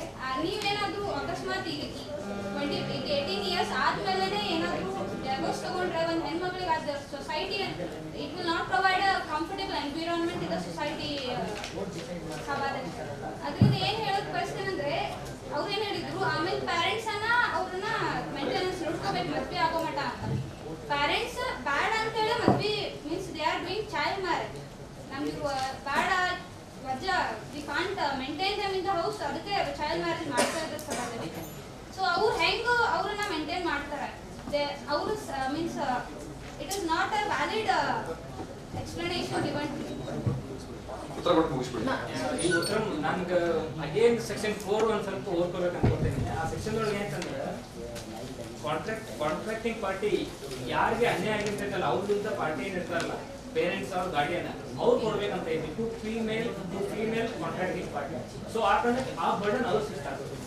ಓಕೆ, ಖಂಡಿತ ಇಲ್ಲಿವರೆಗೂ ಹಲೋ ಸರ್, ಒಂದ್ ನಿಮಿಷ ಹೇಳ್ತಿದ್ದೀನಿ. ಇಲ್ಲಿ ಬಂದಿರೋ ಒಂದೇ ಒಂದ್ ಸಲ ಹೇಳ್ತೀನಿ. ಬರೀ ವಿರೋಧ ಪಕ್ಷ ಅಂತಂದ್ರೆ ಬೇರೆ ಪ್ರಶ್ನೆ ಅಷ್ಟೇ ಕೇಳೋದಷ್ಟೇ ಅಲ್ಲ, ಒಂದ್ ಸಲಹೆಯನ್ನು ಕೊಡ್ತೀನಿ ಅವ್ರಿಗೆ. ಖಂಡಿತ ಕೊಡಿ. ಏನು ಬಿಲೋ 18 ಇಯರ್ಸ್ ಗರ್ಲ್ಸ್ ಇದಾರಲ್ಲ ಅವ್ರಿಗೆ ಏನ್ ಮಾಡ್ಬೇಕು, ನಾವು ಡಿಜಿಟಲ್ ಮಾಹಿತಿ ಪ್ರಕಾರ ಅಥವಾ ಯಾವ್ದಾದ್ರು ಮಾಹಿತಿ ಪ್ರಕಾರ ನಾವು ಅವ್ರಿಗೆ ಅವೇರ್ನೆಸ್, ಅವ್ರ ತಂದೆ ತಾಯಿ ಎಲ್ಲ ಎಜುಕೇಟೆಡ್ ಇರಂಗಿಲ್ಲ, ಮಾಹಿತಿ ಕೊಡ್ತಿದೆ ಅನ್ಕೊಳ್ತೀರಾ? ಅವ್ರ ಮಾಹಿತಿ ಕೊಡೋ ಅಷ್ಟು ಅವ್ರ ಹುಡುಗಿಗೆ ನಾವು ಏನಾದ್ರು ಎಜುಕೇಶನ್ ಅಥವಾ ಮಾಹಿತಿನ ನೀಡಿದ್ರೆ ಅವಳಿಗೆ ಅವ್ರ ತಂದೆ ತಾಯಿಗೆ ಏನ್ ಮಾಡ್ತಾಳೆ ತಿಳಿಸಿ ಹೇಳ್ತಾಳೆ ಇದು ಚೈಲ್ಡ್ ಮ್ಯಾರೇಜ್ ಅಫೆಕ್ಟ್ಸ್ ಆಗುತ್ತೆ ಬೇಡ ಅಂತ ಹೇಳುವವರೆಗೂ ಅವ್ರಿಗೆ ಅವೇರ್ನೆಸ್ ಮುಗಿಸೋ ಅಷ್ಟು ಅವ್ರಿಗೆ ನಾಲೆಜ್ ಕೊಡ್ಬೇಕು ಅಂತ ನಾವು ಸಲಹೆ. ಒಂದ್ ನಿಮಿಷ, ಇದಕ್ಕೆ ನಾನು ಜಸ್ಟಿಫೈಬಲ್ ಮಾಡ್ತೆ. ಬಂದಿರೋ ಮಸೂದೆ ಬಾಲ್ಯ ವಿವಾಹ ನಿಷೇಧ ಮಾಡೋದು ಹೇಗೆ ಅಂತ ಅಲ್ಲಿ ಬಂದಿರೋ ಉದ್ದೇಶ ಇಷ್ಟೇ. ವರ್ಲ್ಡ್ ರೆಕಾರ್ಡ್ ಅಲ್ಲಿ 60 ಮಿಲಿಯನ್ ಚಿಲ್ಡ್ರನ್ಸ್ ಮ್ಯಾರೇಜ್ ಆಗ್ತದಂತೆ, 40% ಇಂಡಿಯನ್ಸ್ ಇಂಡಿಯಾದೊಳಗೆ ನಡೀತದೆ. ಇನ್ನು ಇವ್ರು ಹೇಳೋ ಪ್ರಕಾರ ಗ್ರಾಮೀಣದಲ್ಲಿ ಸಣ್ಣ ಮಕ್ಕಳ ಇದು ವಿವಾಹ ಆಗ್ತದೆ ಅಂದ್ರೆ 2019ರಲ್ಲಿ ನ್ಯಾಷನಲ್ ಕ್ರೈಮ್ ರೆಕಾರ್ಡ್ ಬ್ಯೂರೋದಲ್ಲಿ ಒಂದು ರೆಕಾರ್ಡ್ ಕಳಿಸ್ತಾರೆ. 66% ಇನ್ ಬೆಂಗಳೂರಲ್ಲಿ ಚೈಲ್ಡ್ ಮ್ಯಾರೇಜ್ ಆಗ್ತದಂತೆ. ಇವ್ರು ಹಾಗಿದ್ರೆ ಗ್ರಾಮದಲ್ಲಿ ಚೈಲ್ಡ್ ಮ್ಯಾರೇಜ್ ಆಗ್ತದ? ಶಿಕ್ಷಣ ಇಲ್ಲಿ ನಾವು ಯಾವುದೇ ಮಸೂದೆ ತಂದಿಲ್ಲ ಶಿಕ್ಷಣಕ್ಕಾಗಿ. ಶಿಕ್ಷಣ ಕೊಡೋ ಫೆಸಿಲಿಟಿ ನಾವು ಬೇರೆ ಕೊಟ್ಟಿದೀವಿ.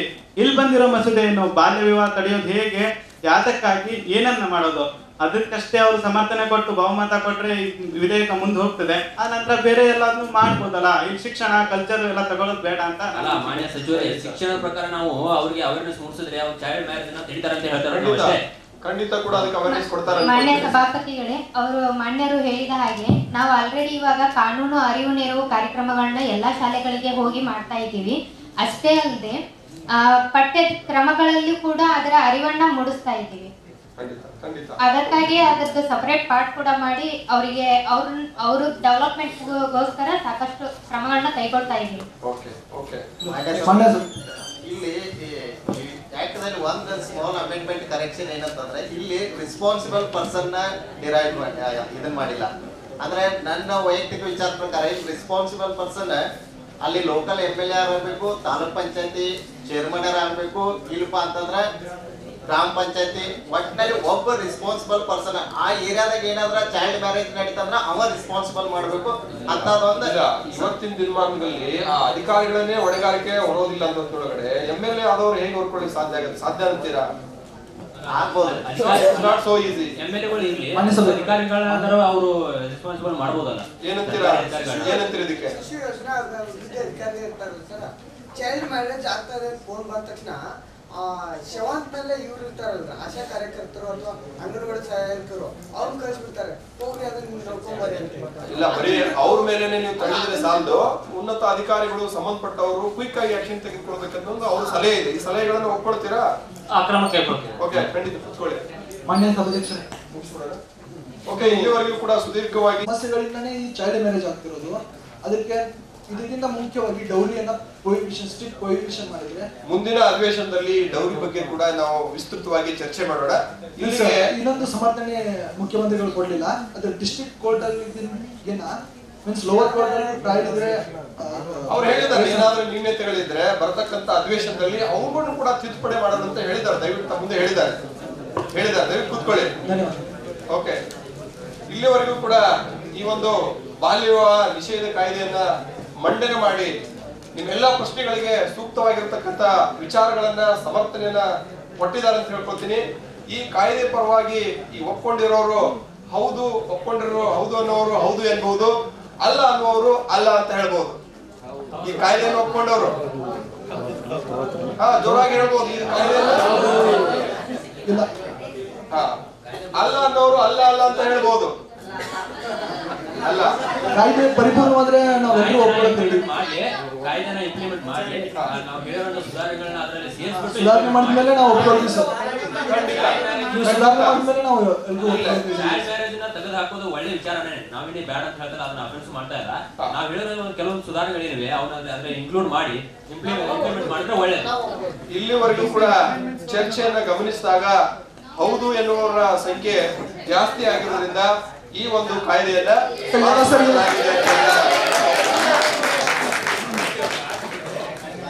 ಇಲ್ಲಿವರೆಗೆ ಈ ಅಧಿವೇಶನ ನಡೀತಾ ಬಂತು. ಬಹಳ ಒಂದು ಸ್ವಾರಸ್ಯಕರವಾಗಿ ತಾವೆಲ್ಲರೂ ಕೂಡ ಪಾಲ್ಗೊಂಡು ಅನೇಕ ವಿಚಾರಗಳಿಗೆ, ಸಮಸ್ಯೆಗಳಿಗೆ ಸೂಕ್ತವಾಗಿರ್ತಕ್ಕಂಥ ಪರಿಹಾರಗಳನ್ನ ಒದಗಿಸಿದ್ರಂತ ಹೇಳ್ತಾ ಈ ಒಂದು ಅಧಿವೇಶನವನ್ನ ಅನಿರ್ದಿಷ್ಟಾವಧಿಯವರೆಗೆ ನಾನು ಇದನ್ನ ಮುಂದೂಡ್ತಾ ಇದ್ದೀನಿ. ಈಗ ರಾಷ್ಟ್ರಗೀತೆ ಮೂಲಕ ಇದನ್ನು ಮಾಡಿಕೊಡ್ತೀನಿ.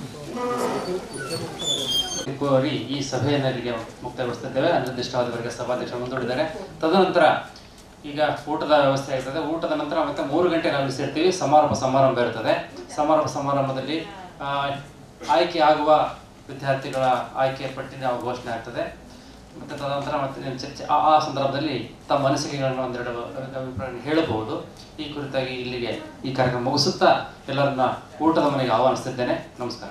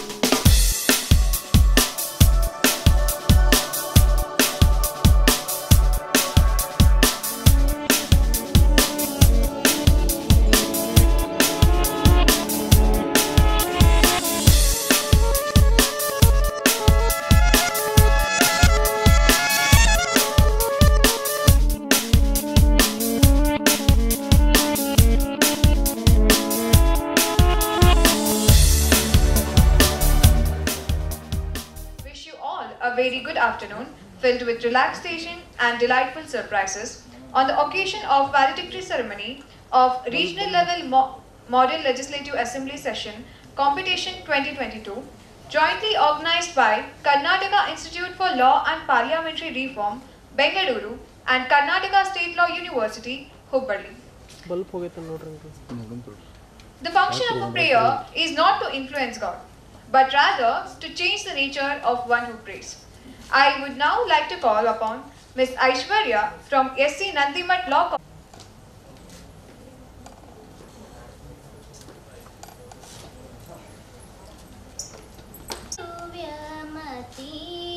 सरस्वती कोडु बेग दिव्यमती सरस्वती मृड हरिहय मुखरोडेयोळु निಮ್ಮय मृड हरिहय मुखरोडेयोळु निಮ್ಮय अडिगडिಗೆರಗುವೆ अम्म ब्रह्मण रानी अडिगडिಗೆರಗುವೆ अम्म ब्रह्मण रानी कोडु बेग दिव्यमती सरस्वती कोडु बेग दिव्यमती सरस्वती इंदिरारमणन हिरिय सೊಸೆಯು ನೀನು ಇಂದಿರಾರಮಣನ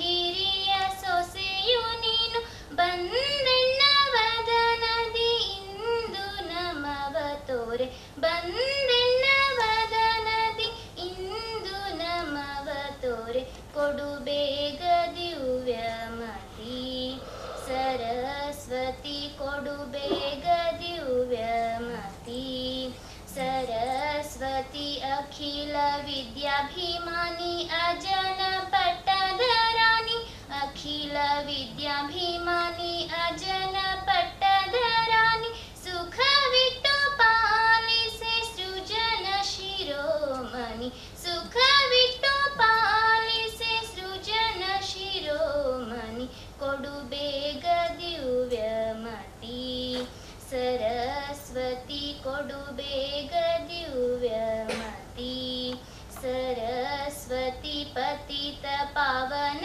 निन्न गतियೊಂದು ನಂಬಿದೆ पतित पावन निन्न गतियೊಂದು ನಂಬಿದೆ सतत पुरंधर विठलನ तोरे सतत पुरंधर विठलನ तोरे कोडु बेग दिव्यमती सरस्वती कोडु बेग दिव्यमती Saraswati code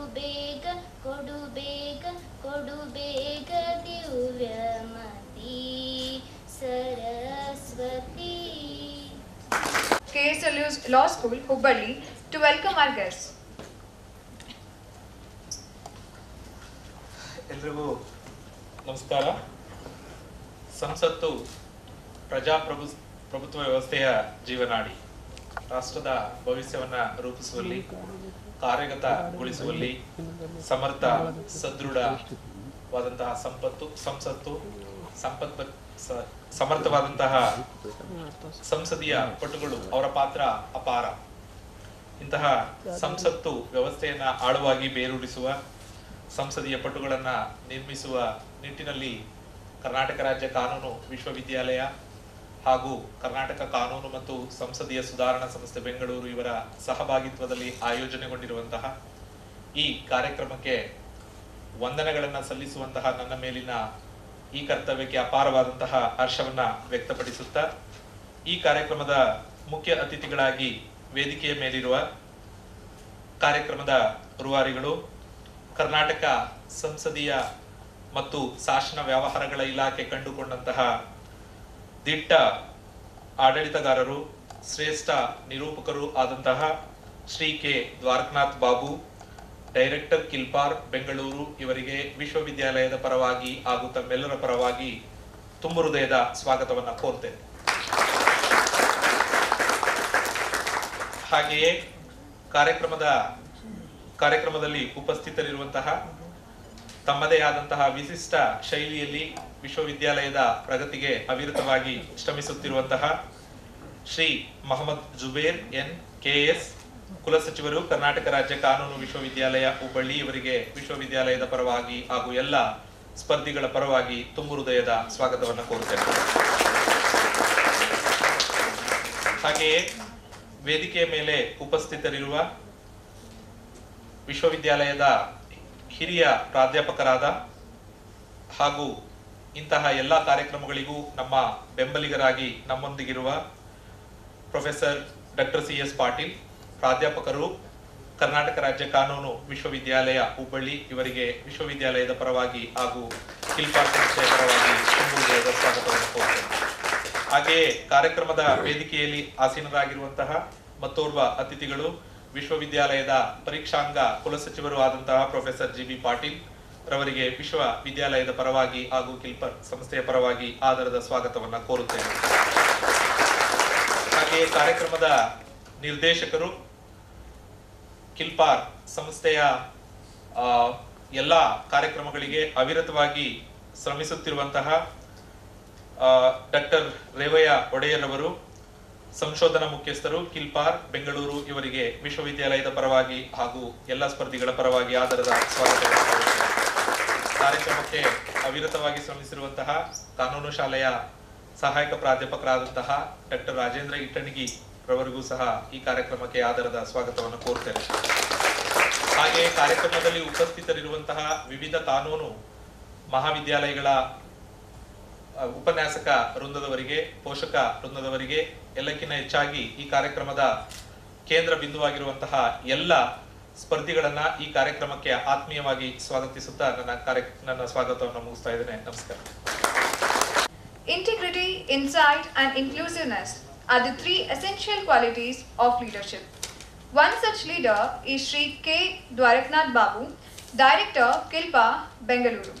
Chief guest of our ceremony, who will now be addressing all of us. I welcome you, sir.